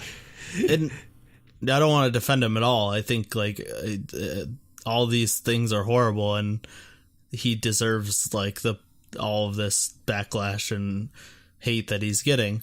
But if you think if you want to, or like if you're wondering why he's getting this hate and like we want to defend him, like I feel like you need to take a look at like all of this evidence and be like, he probably deserves it. Like, you don't blindly defend people that just because you idolize them. Yep. If like, sure, if it was entirely circumstantial and there was no like direct evidence or very little evidence, then I could understand being like, maybe he's being set up, or like maybe it's all BS, like, and defending him. But at this point, there's just no way he wasn't involved in any of this stuff. So yeah, but also, like, I don't want to defend him, but there's 100% lots of other idols doing this. Oh, lots of other celebrities. This is the tip of the iceberg, I'm sure. So like, and Korea is very, very much corrupt. Like, I mean, I feel like in general, it's just the way capitalism works. Like, I'm like, that's just how they do business in Korea. That's just how rich. Yeah, well, and that's how I do business here. Like, that's just how, when you get companies this big with this much money, like, that's not just the money, what happens. This like, much power. And power. Power is a big element to this. Yeah. So yeah, that's my 2 cents. Like, overall, everything in this story, involved in this story, is horrible. And unfortunately, it's happening everywhere. And yeah, I think Seungri's pretty much done at this point. Like, he's going to military and coming back. Like, no one's gonna care about him. Yeah, he can't rein his way out of this one. Like, Rain disappeared after his like nobody knew who the hell he was after he came back from like military service. Like, that's not happening for Seungri. Like, he's way too. That's a blessing and the curse of Big Bang being arguably the most popular, the most influential boy group in all of Korean K-pop music history, where if they do something amazing, they're out there. If they fuck up, they're out there. And oh boy, Seungri fucked up. He fucked up bad. Like, you thought like crashing his car or freaking getting like a picture of him taken like next to like some like half naked next to some like Japanese girl was bad. Like, this is on a completely different universe in terms of like actual scandal, whereas those were just, I don't know, shit that happened. Yeah. And as for YG, tax evasion, literally every company in the world does tax evasion. Like, you know what? So like, that's just like the most minor thing. Yeah. Like, that's not the worst thing in this entire list of like terrible things. Like, you know why accountants get paid so much is because they're paying accountants so much because you're trying to find loopholes so that they can keep more of their money or hide more of their money in like offshore accounts and shit. Like, if you're not doing that as an accountant, you're probably not doing your job well enough, unfortunately. But also, YG's just always been a giant asshole that clearly had lots of horrible moral like decisions and ideas. So yeah, it's not so. We've talked about how much we hate YG plenty on this show, so won't get into that. Yeah. So as for my thoughts, I'd say just, I don't know if it's to his credit or maybe to his detriment, but at least my thoughts after hearing all of this is it's entirely possible that he's not like the criminal mastermind behind this whole thing. Like I think that's kind of a given, just because like it seems like a lot of the people involved or the people he was associating with had power, money, not necessarily fame. It's just the fact that Seungri using him for his fame. He's using him for his fame, and Seungri's fame is why it's known as the Seungri case, not like random Mr. Kim from Yuri Holdings. Yeah. Because exactly. The reason why this story is notable is, again, like we've said, is because of Seungri's association with it. I don't think he had any direct involvement in like the date rape or who knows, maybe. No, that's just something that happens at all clubs, and he was just promoting a club where it happened and it got out. And I mean, the prostitution thing is kind of bad, but I mean, I'd say I'd say the way this reads is it kind of seems like Seungri, and it's evident from his like demeanor, he's the kind of person that wants to advance his career or has high aspirations, and it feels like those aspirations got him involved in some really like shady shit. Like it. Oh yeah, definitely. I'm sure when he first got into the idol industry, he was never dreaming of, I'm gonna go run a club where they date rape people or something like that. Like that probably wasn't on his mind. It's just, this isn't a Korea thing either. It's like an all celebrity type thing. No, yeah. This like is basically, just, oh god, like I got something in my eye. But no, yeah. Basically how the entertainment industry works is basically it reeks from top to bottom, and the only way to move up is if you embrace the smell. Like that's the only way like you can like move up in the entertainment industry, and that's a fact. Like I'm sorry, like it's not that's not rose colored or anything. Like I'm not trying to like sugarcoat that. Basically, you got to do horrible shit to be where you are or to gain power and influence in celebrity culture. And that's the sad truth. Like just like I'd say the moral of the story is role models can be celebrities, but not all celebrities are role models. Like oh yeah, definitely. They are the perpetrator. Like, it's always so funny when you hear people like, "Oh, I fucking hate rich people and like all the 1% people, and they oppress us all the time." But everyone has such a blind like eye to when it's celebrities, because celebrities are just as guilty of that kind of shit. Just because you like their music or you like their art or you think they're cute doesn't mean they're any less guilty of being that. I'm not crying, by the way. I just got lotion in my eye. It's so annoying. I'm trying to be serious here, but it looks like I'm fucking crying. Yeah. But once again, I don't want to make it sound like I'm defending Seungri, because clearly, like you said, he had aspirations throughout his career and wanted to be as big and rich and famous and powerful as possible, and he did horrible things to do that. But especially once the reporter talked about how this went way bigger than way higher than he originally thought, and he wanted to stop, it makes it seem more and more clear that Seungri was like almost a fall man because of his fame. Like you said, this is the Seungri case, not the random rich investor case, but those are the people that I feel like are really orchestrating all this. Yeah, they're the ones pulling the strings. Yeah. Yeah, exactly. There's definitely people above them that are pulling strings, whereas Seungri he's famous, so if it does ever get out, like it did, he would be there to be the person that people care about. While he takes the blame, while they just sit back there in the shadows, like exactly. None of those people are going to get in trouble or anything. Like they're just going to keep making money and doing horrible things. Yeah, their name isn't getting dragged through the mud. It's Seungri's. Yeah, that's the thing. Like. And I'm 100% sure after this whole thing dies down, they're going to get some new unsuspecting, aspirational idol they're gonna drag them into this like seedy underworld with promises of like, oh, this is how. Maybe that's why I don't think it's crazy necessarily to think that maybe he inherited all of this like business practices or like this way of conducting business from someone like YG.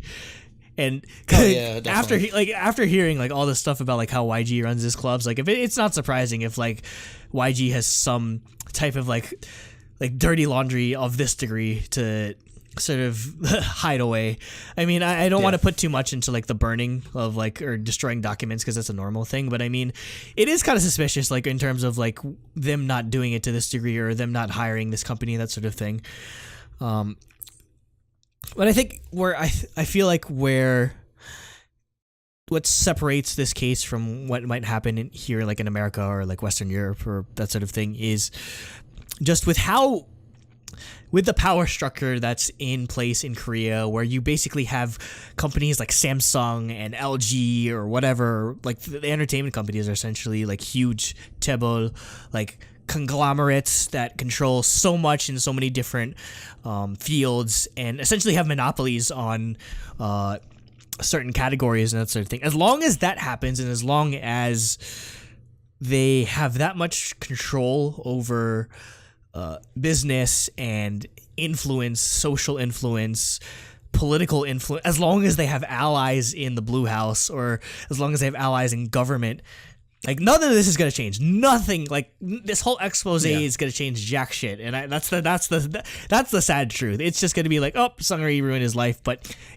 this stuff's still gonna go on. Unfortunately, that's just how they do business in Korea. That's just how the world works. Yeah, basically, and like it sucks to admit that. I don't want to be too pessimistic about this. Oh yeah, exactly. But I mean, that's. Like no company is clean. No company is clean in terms of like you don't get this big. You don't get companies as big as YG and JYP and SM if you're not doing some shady thing or if you're not making sweetheart deals or if you're not playing dirty, you're not playing. Basically, that's how the business world works. Unfortunately, and I mean, as much as you'd want to change that, as much as you'd like people to change that, it's the type of people that are attracted to these type of fields are the people that aren't concerned about that, aren't concerned about dragging themselves through the mud or just doing anything to get ahead, especially. And that's just the cutthroat nature of business. So I guess we can leave it on that ultimately. You're more than welcome to provide your own thoughts in the comments on what you think of the situation, whether it's warranted or if you feel like, Seungri is just a fall guy. So definitely just be very, I'd say be very not professional, but just be adults about it. Like, don't be like, don't be like, I love Seungri, I'm going to defend him forever and ever and ever. I really hope there aren't people like that though, but I mean, there are. I mean, there's still people like that with like fucking Chris Brown or whatever. Chris Brown literally beat the hell out of a woman and still has women that defend him, so. Yeah.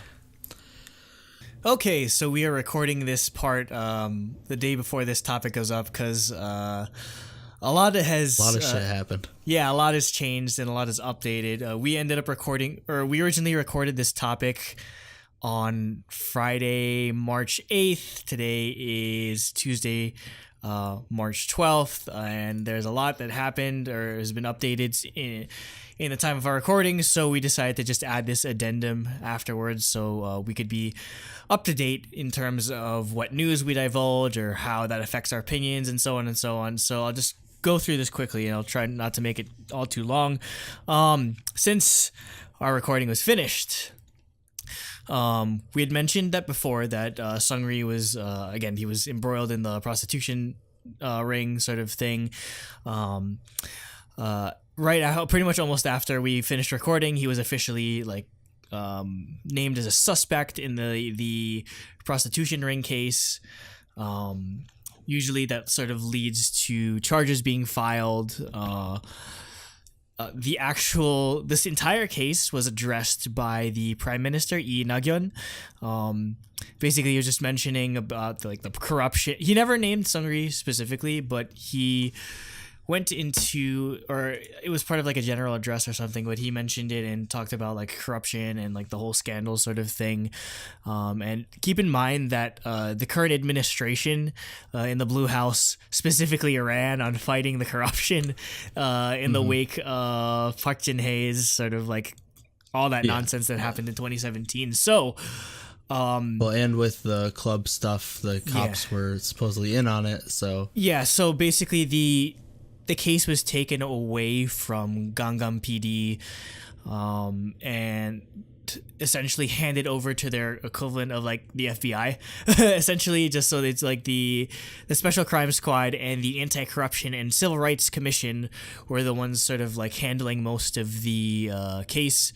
Again, in the wake of suspicions and accusations of Gangnam PD supposedly turning a blind eye or actually like silencing anyone from divulging this information about this case. And the big bombshell that happened was on Sunday, or Sunday here. Seungri went on Instagram and made a post stating that he was retiring from the entertainment industry. I'll just read the translation that Soompi provided right now. So it says, quote, "This is Seungri. At this point, I think it would be best if I retire from the entertainment industry. I decided on retiring from the entertainment industry as the issues that I caused a societal disturbance with are too major.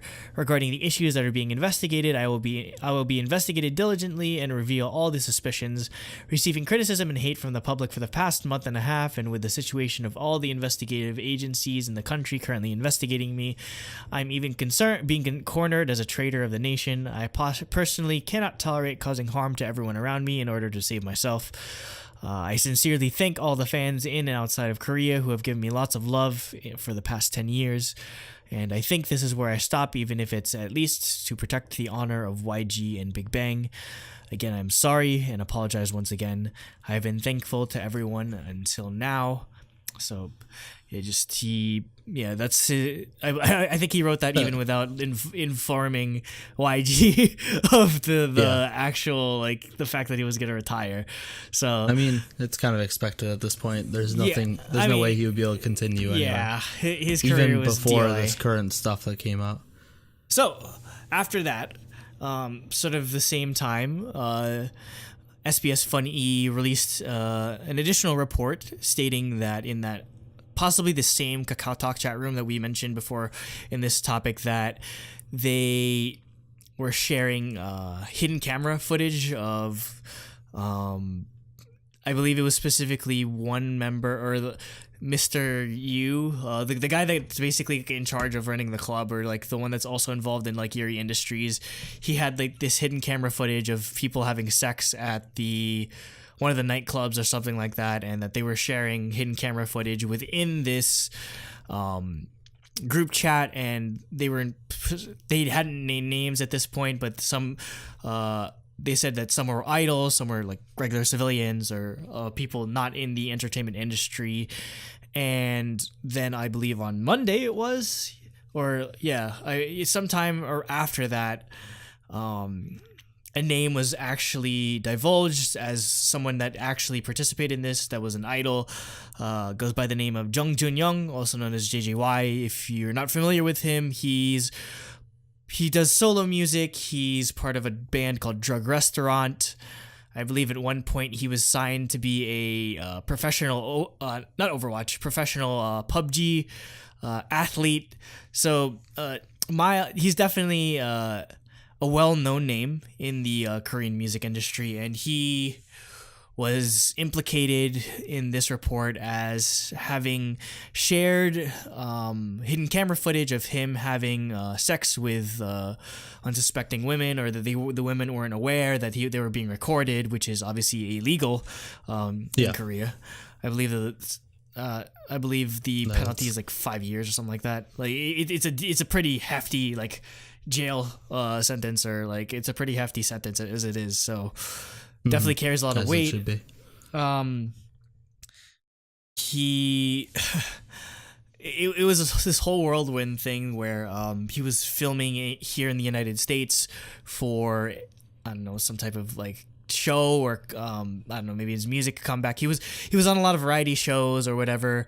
As soon as this report came out, basically everyone just like started to admit or started to distance themselves, or saying like, oh, he's going to be removed from the program. But at this point, at this point in time, he didn't like acknowledge it or whatever until he came back to Korea. Like, he literally came back to Korea like the day after this broke, and he was charged with the hidden camera footage sort of thing. He was barred from leaving the country. Same thing, I believe, with Seungri, just so he had like flight risk. Obviously, you can't leave while you're suspected of like all these crimes.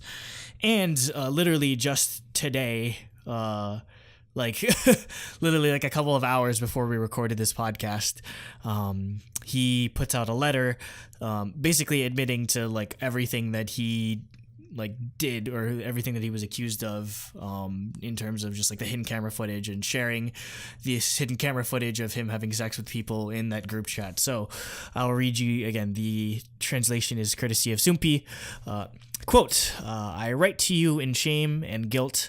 I, Joonyoung, once again realize the seriousness of this situation after returning to Korea on March 12th. Although it's already late, I apologize through this letter to all the people who showed an interest in me and gave me a second chance. In regards to what is being said in relation to me, I admit to all my crimes. I filmed women without their consent and shared it in a social media chat room. And while I did so, I didn't feel a great sense of guilt. As a public figure, it was an unethical act worthy of criticism, and such a thoughtless action. More than anything, I kneel and apologize to the women who appear in the videos, who have learned of the hideous truth as the incident has come to light, and to the many people who must be angry at the situation over which they cannot contain their disappointment and astonishment. I am withdrawing from all the programs that I was appearing on, and I will suspend all activities in the entertainment industry. I will now sit down all my activities as a public figure that are not self-reflection, and I will reflect for the rest of my life on my moral and illegal actions related to the crimes. More than anyone else, I apologize to the women who have experienced great suffering due to my actions, to the many people who must feel anger even more so than disappointment, and to the many people who made me into a public figure and cherished me. I will sincerely take part without any falsehoods in the investigations that will begin on the morning of March 14th, and I will accept my punishment for my actions. I once again deeply apologize. I am sorry.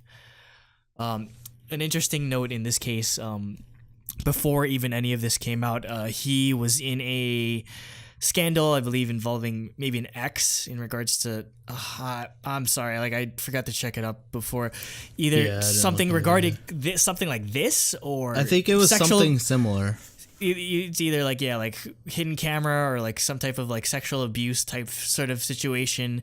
Apparently went away, sort of thing. So he is, this isn't his first time being sort of linked to this type of behavior or this type of like sort of scandal. So this time there was no running around it, essentially. So that being said, I guess now we can sort of go into, I guess, any new thoughts on these developments, or sort of what we can add on to what we already divulged before. So Nate, go ahead. So first, before we get into the new stuff, I basically just wanted to talk about, or just mention, like, I know the previous part of this topic, it might have seemed like we were like kind of defensive, or well, not defensive, but we have to play devil's advocate for the sake of conversation. Dismissive was the word I was thinking of. Sorry, it might have sounded like we were kind of dismissive. I hope no one took that the wrong way, because like we definitely don't condone any of this shit, like the prostitution stuff. That obviously, like the prostitution ring stuff, definitely not the like date rape stuff. But for the sake of conversation, we kind of had to be like, well, here's what might be happening with Seungri, and like we definitely don't condone any of Seungri's actions. I think he deserves all of this, and hopefully goes to jail for a long time. But yeah, for the sake of conversation, we kind of had to be like, well, here's what might be happening. Seungri might be a fall guy, that type of stuff. But he still knew what he was doing, and we don't condone any of that. And I mean, none of that's really, if anything, I feel like a lot of those thoughts or speculations are kind of reinforced through a lot of what we like found out in the past few days. It's definitely we were definitely like on point, I believe, with where our like thoughts were. So yeah. As for the current thing, it's absolutely disgusting. That's like it's just completely horrible thing that to like film these women and then share it with your friends in a chat room and think that's cool or okay. And like the thing that really pisses me off is these apology letters. I hate apology letters out of these because it's insincere because of the fact that they only did it because they were caught. And also it's a legal thing too. You have to show some like element of remorse in hopes that your sentence gets reduced. Exactly. So everyone knows this is these apology letters are bullshit. Exactly. Like specifically in terms of like the wording with Seungri's, it's like it was something it was something about like oh no, it was Joonyoung's. I believe it was like as a public figure, it was unethical act. Yeah, like it's like no, it wasn't because you were a public figure. It was unethical and illegal. Like, it's unethical and illegal if you're a human being. Anyone like really. Fuck off. It doesn't matter if you're the president of Korea or literally just like some random person on the street that nobody knows. So yeah, those piss me off so much because they're insincere. They would have never made this apology if they didn't get caught because they were okay with it. Clearly, they were okay with doing it. And to some degree, Seungri hasn't necessarily confessed. He hasn't directly Seungri confessed. hasn't actually directly confessed like JJY did. But yeah, obviously this is a horrible thing. I think this is way worse than the previous things we talked about because those weren't like directly. So obviously like a club, we talked about this in the previous thing, but like the club culture and stuff is horrible, but like just being part of owning and promoting a club where that happens isn't nearly as bad as directly doing this type of thing. It's the direct involvement. It's not something he had direct involvement or control of. I mean, maybe he did because we're trying not to talk about too many things that aren't confirmed straight from like sources and police and stuff, but I know I read something similar about the people at Burning Club or like Burning Club actually providing drugs. I don't know about that. I don't want to get into that because I don't know if that's true. But yeah, so this is definitely way worse and it's horrible. And I hope they go to jail for a really long time because they deserve to go to jail for a really long time. Yep. I don't think YG can. Well, one, they don't have friends in the. They don't have friends in the administration anymore at this point. Like, they can't just wave this one away. And they're being destroyed. I think I read today though their biggest investor pulled out. I know, and I know their stocks dropping like crazy. I should check their stocks right now. YG Entertainment. But no, I read this morning that their biggest investor might have dropped out too. So shit. Oh, it kind of recovered, but I mean, for the past 5 days, it was on Friday. It was at a peak of 43,250 Korean won. Hit a shallow of 35,350. So that's like what, like an almost like 10,000 won, 8,000 won decrease in a matter of days. I mean, it's recovering a bit now, but like it definitely this is definitely hurting the bottom line when it comes to YG. So yeah, they're regardless of the extent of their involvement or YG, the person's connection to this case, it's definitely hurting their bottom line. So yeah, I guess to get into like my sort of additional thoughts. In regards to Seungri retiring from the industry, I believe prior, the other members of Big Bang have been noted as saying that if like they can't come back as 5, they won't come back. I feel like this is kind of extenuating circumstances, so I don't know if it's in their best interest to either wait for Seungri or just straight up disband Big Bang. I feel like the 4 of them can go on after this, in all honesty. Yeah, probably. Yeah, Like because they have a major point. As far as we know, as far as we know now, like they don't have any involvement in any of this. Because I mean, well, they're in the military, and they expressed their wariness of, like I mentioned before, of Seungri's business partners. So hopefully they did stray away from it, involving themselves in this sort of thing. As for Joonyoung, definitely disappointing and kind of shocking to some degree. But I mean, less about the actual like hidden camera part, because I feel like that you're almost kind of desensitized, because that's actually a really big thing in Korea, just like the whole molka sort of thing. Like just it's been a really big thing where like people hide like cameras in public restrooms and like the women's restroom or something like that. I don't know, but just the way he was talking about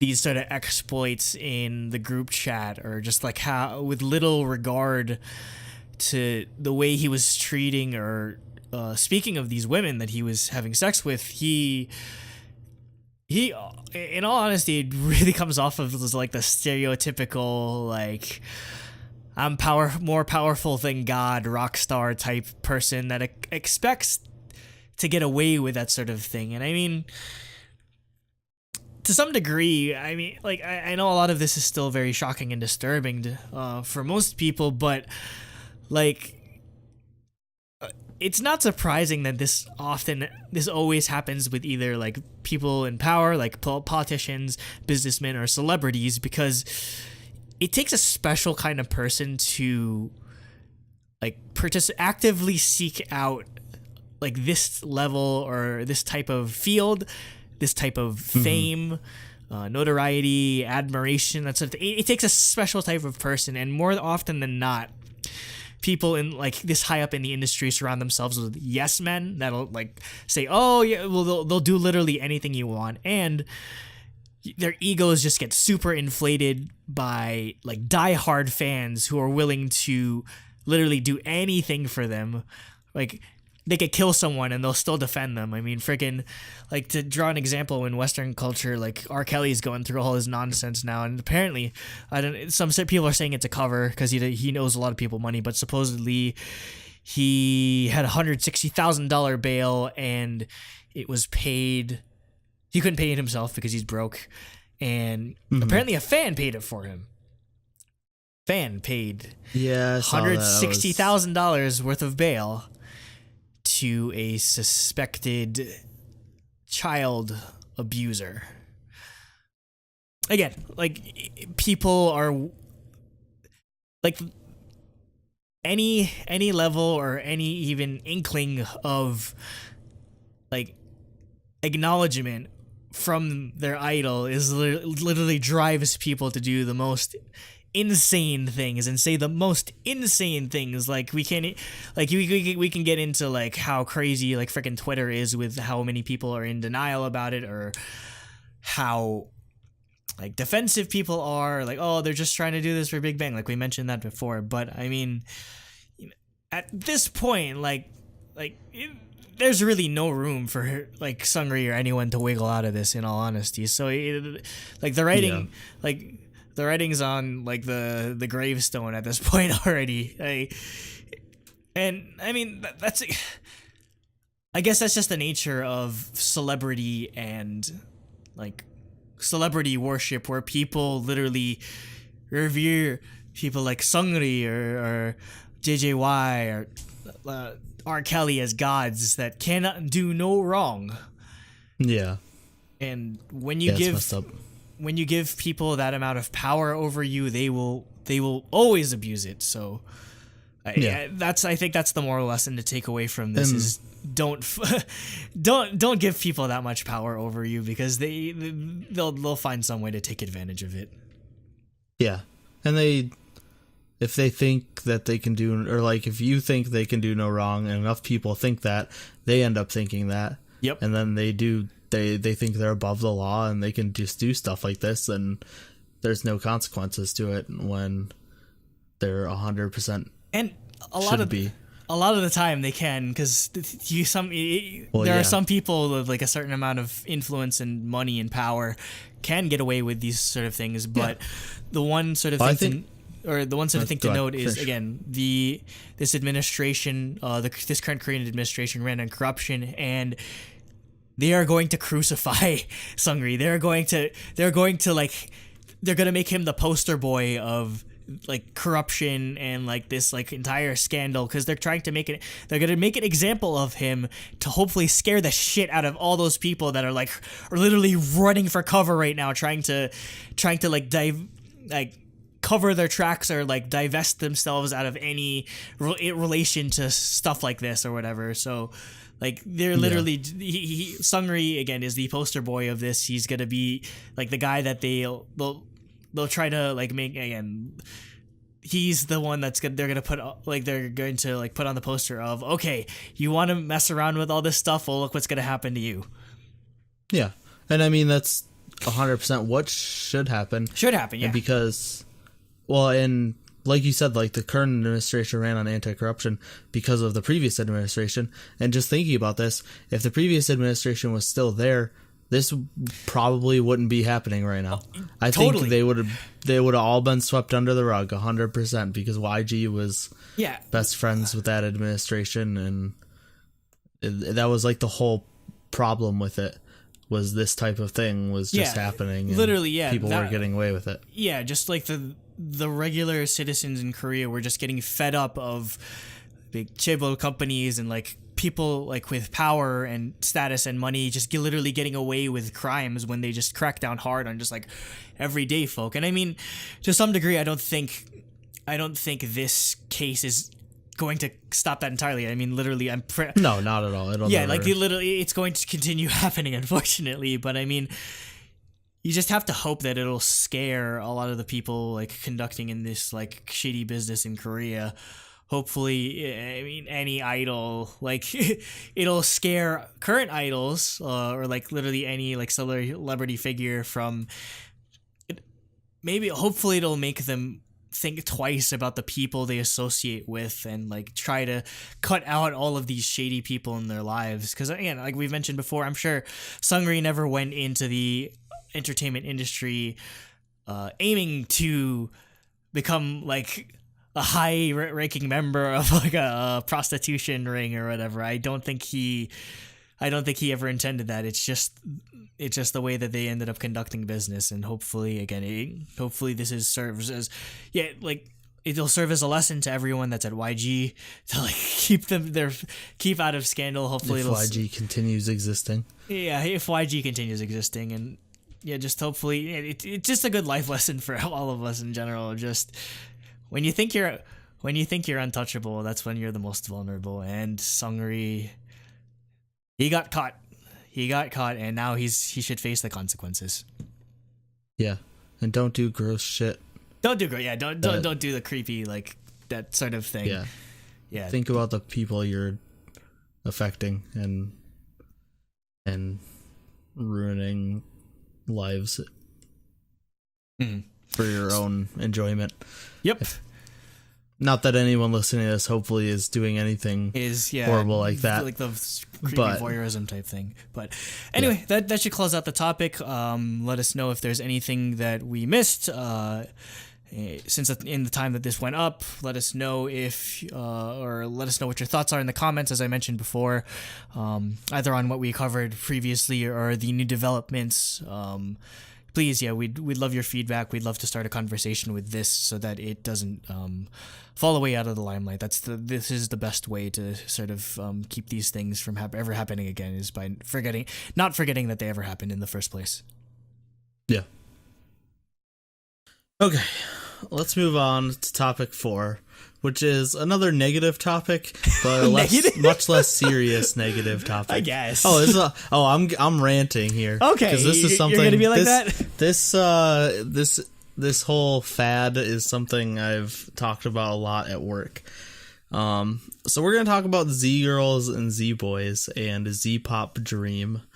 So if you don't know what this is, it was like a month or two ago. This company, Zenith Media Contents, started this Z-Pop Dream project.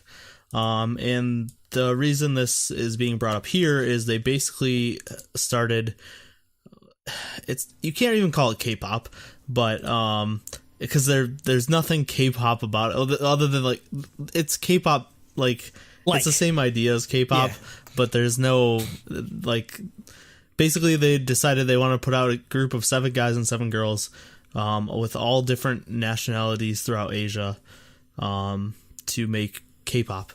I can't actually find a list of all their nationalities.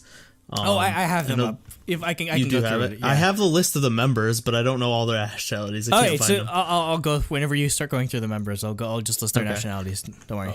Yeah. So there's does this have the 7th girl? No, this doesn't. But yeah, so there's Belle.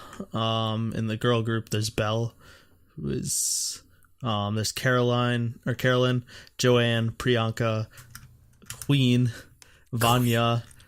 And then there was a 7th member that's not listed on the Soompi article. Mahiro. Mahiro, oh yeah, because she's the one from AKB. All right, so yeah, to go through their nationalities, Mahiro is Japanese and was a former member of the idol group Nogizaka 46. For those of you who pay attention to Produce Cast, Nogizaka 46 is a sister group of, or not a sister group, it's like a rival group of AKB 48, but I mean they're all Akipi, so they're sister groups. Mm-hmm. Carolyn is Filipina, apparently. Pinoy power, I guess. She debuted in a Filipino group called Pop Girls in 2011, apparently. Vanya is Indonesian. Queen is Vietnamese. Some people say she looks like Red Velvet's Joy. I kind of see that. Priyanka is Indian. She likes BTS. Joanne is Taiwanese. And Belle is Thai. So yeah, they literally just like every single member is from a different country. Same except thing. Korea. Except Korea. There's no Koreans in this. No Koreans in this group. And then there's also a male group as well that's mirroring the same. And members are Blink, Josh, Maven, Perry, Roy, Sid, and a 7th member who is. Do you have it up? Maven? Sure. Mavin? No, Maven. I listed Maven. Mavin. Perry, Maven, Roy, Josh, Sid, Blink, and Guy. His name is G-A-I. Guy was the other one. Okay. So yeah, Maven is Indonesian. Perry is Taiwanese. Roy is Vietnamese. Josh is Filipino, Pinoy. Sid is Indian. Guy is Japanese. And Blink is Thai. Why did they name him Blink? Yeah. So, why did they name him Blink? So is he a Blackpink fan? Is he a Blackpink fan? Yeah, maybe. So yeah, they announced this group, this K-pop group without a Korean member. And then last month they put out their music, their first songs, which are entirely in English. There's nothing Korean about them. They're not promoting on Korean music sites or music shows. So yeah, I don't know why this is K-pop, but I think it's K-pop. Actually, the company is Korean. Yeah, the company's Korean, and I believe they in terms of resources, they have the people that are producing the songs are Korean, the people that are teaching them, stuff is Korean. They're doing the K-pop like training regimen and production regimen, but it's not in Korean. There aren't Korean members, and they're not promoting in shows. So if you want to talk about the music itself, it's bad. It's so generic. I didn't think it was that bad. I don't know. Surprised. It's just so generic. I was not a fan. I thought it was I liked it more than I thought I would, just because I thought because my expectations are kind of set with these type of like weird ass fucking groups. But I was just like, this sounds like K-pop. So I mean, like that's not a bad thing. I was just like, that's the hard thing. It's when it comes to these groups, it's hard for them to nail down the actual sound of K-pop, but if they have actual like people that are in the K-pop industry working on it, it might maybe even if the lyrics are English, like it wasn't that bad. Come on. It's not horrible. I personally can't like it for other reasons that we'll get into. But I don't know, it's just generic is the problem. It was very generic. Music videos were very low budget. Just dance music videos basically. Yeah. But I mean, they did good. They did better than at least it wasn't like a nightmare when it comes to like their dancing. No, yeah, I mean, it definitely could have been worse. They're pretty good singers too. I mean, even if though it's all in English, like. So, do you have anything else to say about the music? Because I honestly didn't have too much to say about it. Like, I definitely know what they're going after. I definitely know what they're going after in terms of the songs. Like, they're kind of do like, I don't know, just like they're basically just trying to pull influence from like the most popular like girl groups and the most popular. So yeah, the girl group song is kind of like an upbeat type of like, I don't know how to explain it. It's not really sexy or whatever, but it's like definitely like a girl crush type thing, like kind of like a Wiki Wiki type. Just like a powerful, like girl pop song. Yeah, whereas the boy group is definitely they're trying to be like a Monsta X type, like super like hip hop type group. So I mean, that's all I have to say. I mean, obviously, like I'm not gonna listen to this like on the regular, but I wasn't offended by any of it. Yeah. So my initial thoughts when hearing about this group, basically mirrored my thoughts when they added Alex to Rainia, they made BP Rainia, or there was that one K-pop group with the Rush. There's EXP edition, the one K-pop group with the Russian girl. But she actually speaks Korean. Well, no, that's not what I'm saying. I'm just saying my thoughts about all of these groups were, okay, they're just using international people as a gimmick to get into the K-pop industry and hopefully make it big when those people, well, like, okay, so the Russian girl could actually speak Korean, but for the most part, none of those people knew Korean, had any idea how the culture worked, had any reason to really be in the industry other than a company was like, hey, if we put you in here, we might get a bunch of international fans and blow up out of nowhere because our groups aren't doing well, or we want to make a new group that might blow up. And it just screams gimmick to me.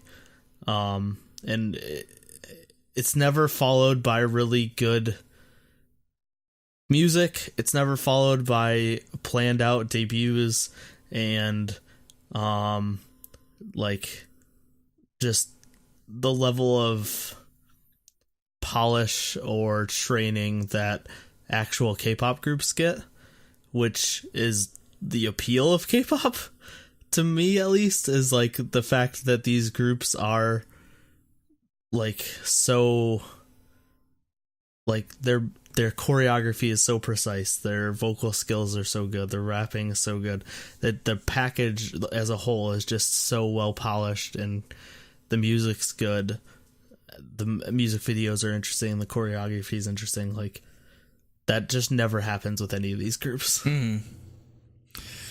So what are your thoughts on the groups themselves and how they fit into K-pop? It's definitely a gimmick, but I mean, I don't want to hate on it too much just because the way the sort of music industry dynamic is in Asia, that basically if you're not from Korea, or if you're not in Korea, or if you're not in Japan, you're not going to have any success whatsoever. I mean, maybe India obviously has its thriving like Bollywood type thing.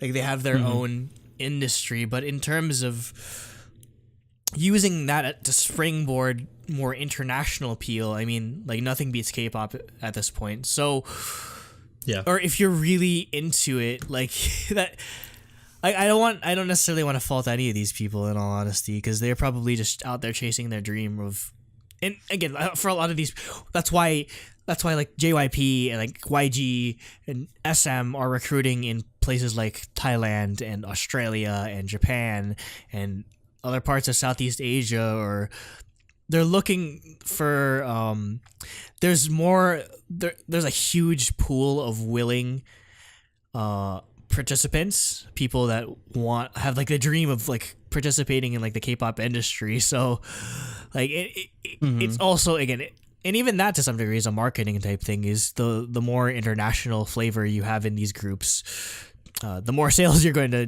proliferate. Obviously, it's why like Twice has the J Line and Chewy, and that's why Produce 48 was a thing. Like, just you get more sales out of it. But I mean, yeah, I'd say this is one of the more overt cases. Like they're pretty on the nose with the fact that this is a gimmick. I mean, gimmicks aren't necessarily always a bad thing, but you have to, I feel like, for them to succeed, or for them to garner a fan base beyond the initial shock factor,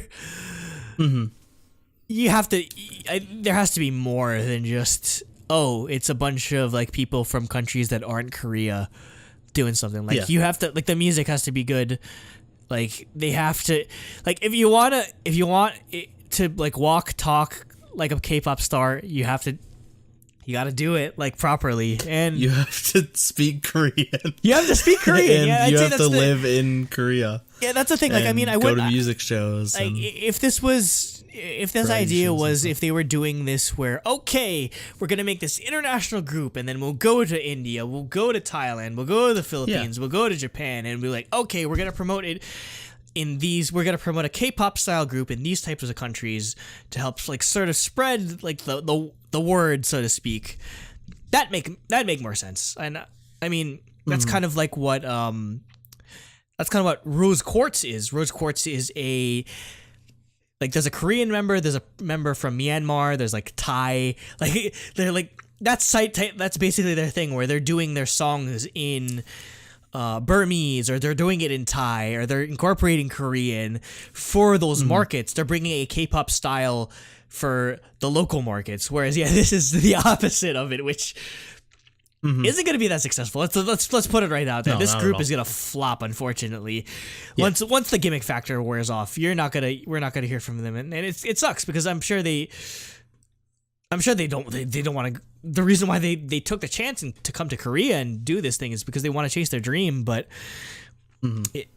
their Z-pop dream. Yeah, their Z-pop dream. Yeah, but there's no longevity here, unfortunately. Okay. And I don't mean to be mean about it, but that's not even. That's now we're gonna dive. Now we're gonna dive deeper, because this isn't just a gimmick. This is a straight up scam. And we're going to get a little nerdy and non-K-pop, but bear with me. As someone who works in software development and IT, I've talked about this topic a lot with friends at work and stuff. But you've definitely heard, I assume you've all heard of the term Bitcoin and cryptocurrency and maybe blockchain. So it turns out that this company is actually created to start a new cryptocurrency, and basically the whole scam is you can buy their crypto, which will be in, so that helps you invest into these K-pop, Z-pop groups, and they'll make all of their money, and then your crypto will become worth a ton of money, and it'll be the next Bitcoin, and you can make tons of money. I have the website right now. Now. I was literally gonna read the website, and all of the diagrams are like this. It's like this is a fucking Ponzi scheme. No, 100%. But no, it's a Ponzi scheme. I want to read straight from their website to tell you how total BS this is, because it's all nonsense words. Today, K-pop music stars like Psy, Girls' Generation, BTS, EXO, and 101 are a global phenomenon coming out of nowhere. These I guess. Coming out of nowhere, these music stars have captured a global audience and are at the helm of a global music market commanding a large part of $45 billion global music market. Their unparalleled success and staying power is proof of concept of radical new way of managing music business for worldwide success. They are created by professionals who foresaw huge upsides in music industry by creating a new kind of infrastructure, organization, content, technology, and monetization foundations.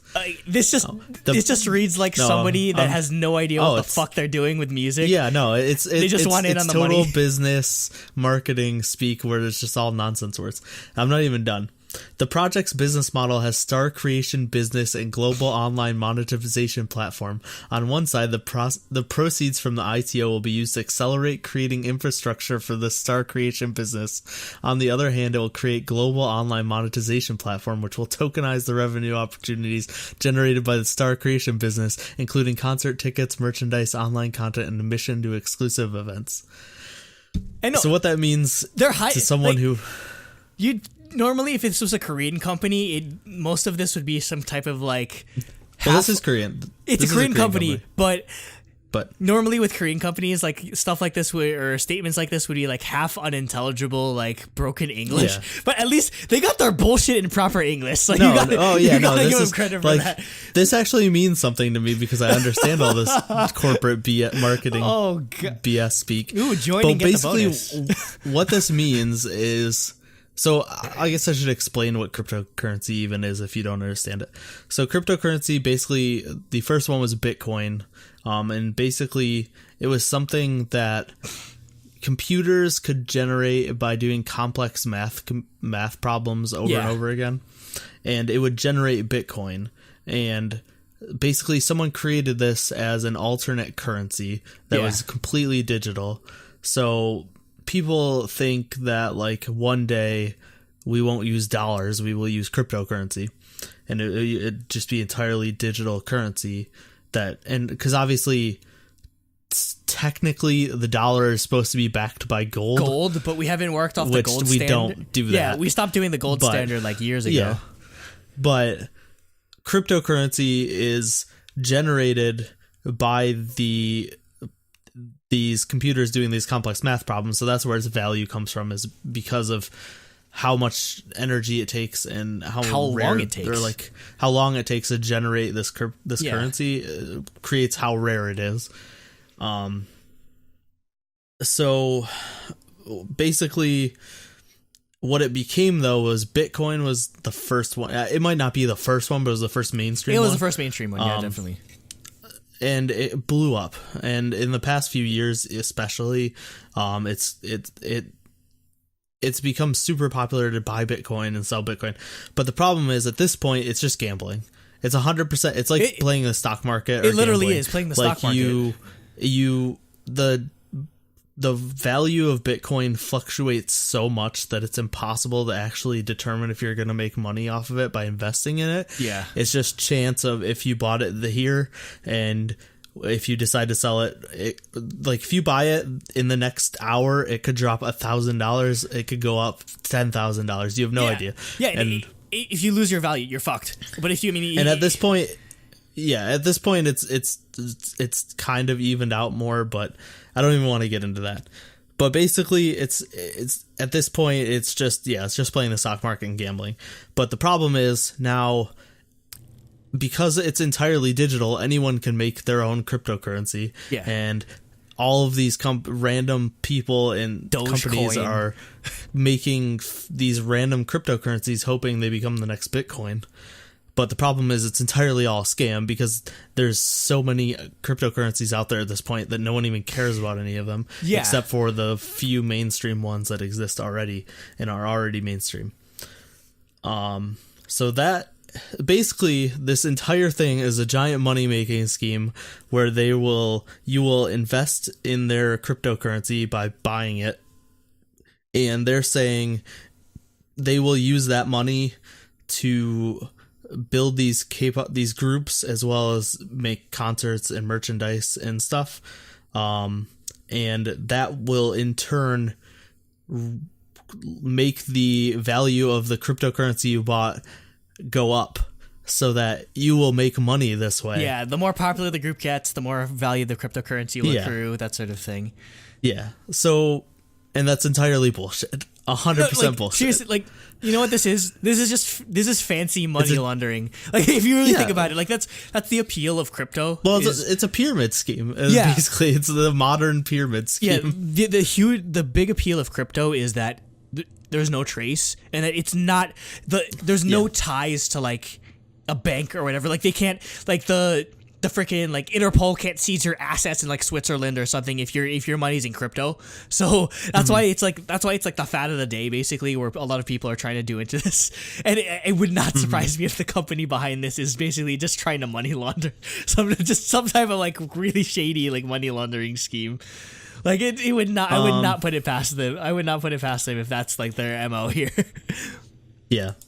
So on the once I found out that, I obviously just don't want to support the groups, but honestly, it makes me feel bad for these groups and these idols because they're 100% just being manipulated at this point. There's no chance that these groups get big. Hold on.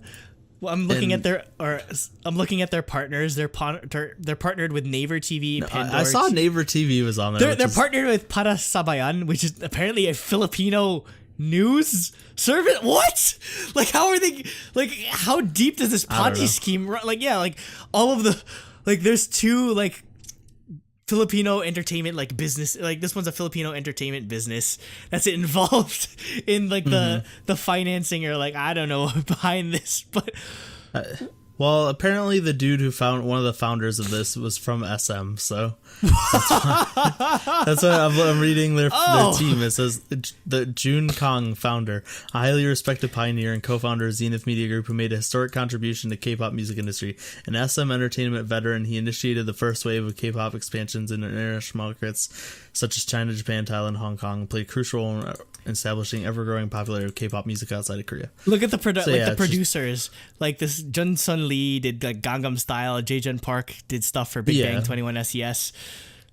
Young Wan Go. Oh, see, like these are big names too. Like these are actual like people that worked in the industry. So well, and these people clearly have clout because there is a concert, and I know like Chungha is there, and like there's a Z-Pop Dream concert coming up, and I know there were some big names going to it.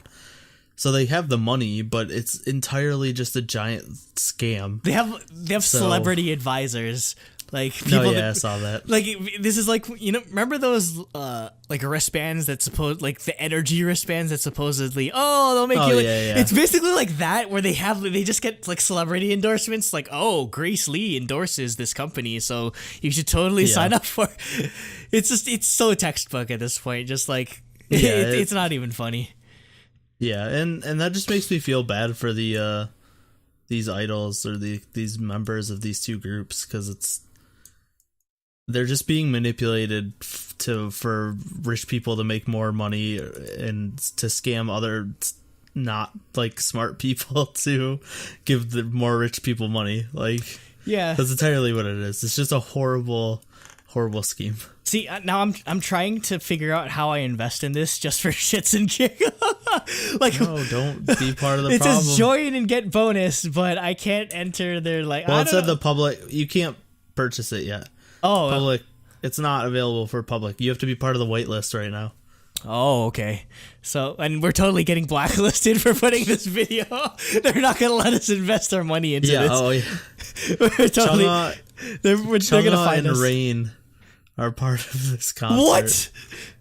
Oh, A-Pink and Monsta X too. What? How? Like, basically, what this sounds like is like they, like the people behind it, money. Yeah, like they probably it's probably like a lot of like happened on February 28th. Yeah, the people behind this probably are like venture capital, so they have like a fuck ton of money that they can offer. Like they can offer like actual trying like to scam K-pop. More. Yeah, they're trying to put themselves in the same type of league as A-Pink or that sort of. Oh my god.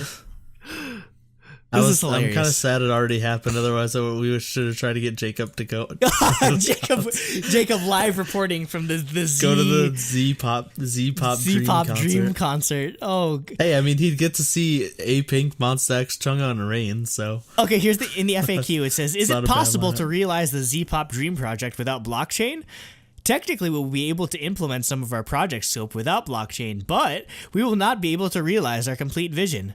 For example, we will be able to give fans ways to vote without blockchain, but the process will not be transparent, and fans will not be able to confirm whether their voting power has been exercised correctly and their votes indeed have had an effect. Lack of transparency has always been one of the recognized issues in the entertainment industry. Use of blockchain will bring clarity and confidence. That is a very important part of our mission. So basically, if you have, the more you invest in this, the more they'll actually give a shit about what your opinion is. You're not fans, you're investors. You're investing in literally like the success or failure of Z-Boys and Z-Girls. Yeah. Don't even get me started on blockchain. It's an entirely separate conversation. Because it's the buzzword of the day, the buzz technology. Yeah, my gag reflex. All companies right now. My gag reflex like automatically triggers when I hear like they're going to implement the blockchain and crowdsource.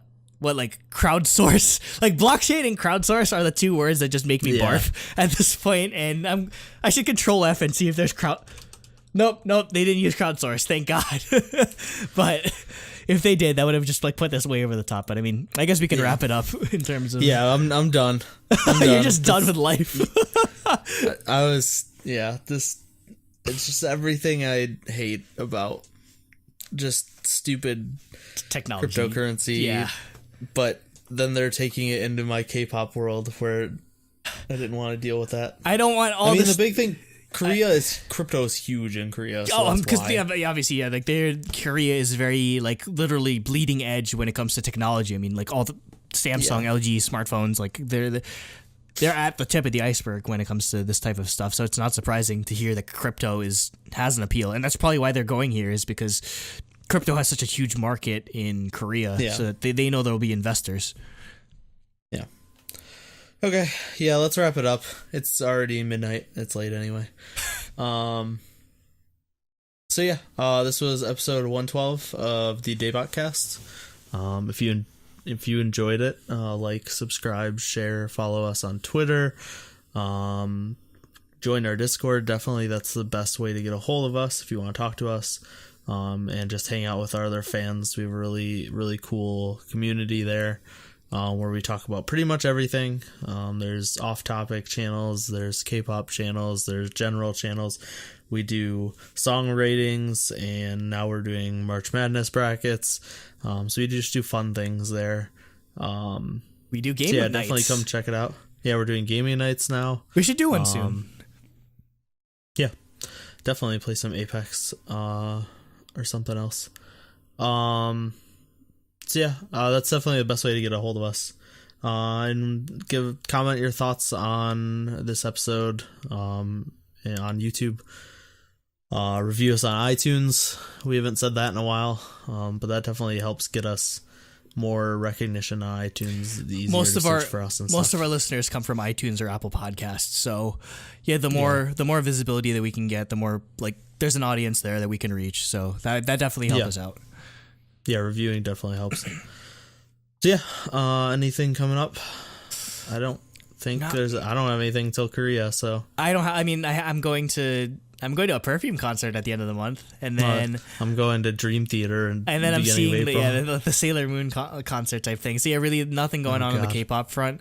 Yeah, no K-pop. Until we fly out to Korea. Basically, I confirmed all my bookings. We're actually booking events. We're gonna go to MTV The Show. We're gonna visit the DMZ. We might go to the Ghibli Museum if I can actually win the rat race of getting tickets. We might see AKB48 or HKT48 because Sasihara Rino's graduation concert is happening in Yokohama, which is near Tokyo. Okay. What? Did we get tickets to the Robot Restaurant yet? I'm waiting on. I'll wait on. Oh, is that one we have to wait? Yeah, we'll have to wait on that a bit. We're going to the Kirby Cafe store because we can't get into the Kirby Cafe. We're gonna try to go to the Pokemon Center. Like, there's just so much stuff. I can't believe this shit's like almost a month away. Like, I'm totally fucked for work because I'm gonna miss like 10 days, but I don't care. I'm so excited. Yeah. Okay. Yeah, that's it for us. Thank you and good night. Stay blockchain. Can't think of one. God, I'm not even saying it. Stay throbbingly blockchain. Wow. I found a word that Nate actually won't put the throbbingly towards. This is a new revelation. Like, the best way I can sum this up, it sounds like they took Pepe by CLC, tried to turn it into a sexy Latin song, and it just sounds completely half-assed, in all honesty. And, like, G-Idol doing like a CLC style song from back in that era is just it's just completely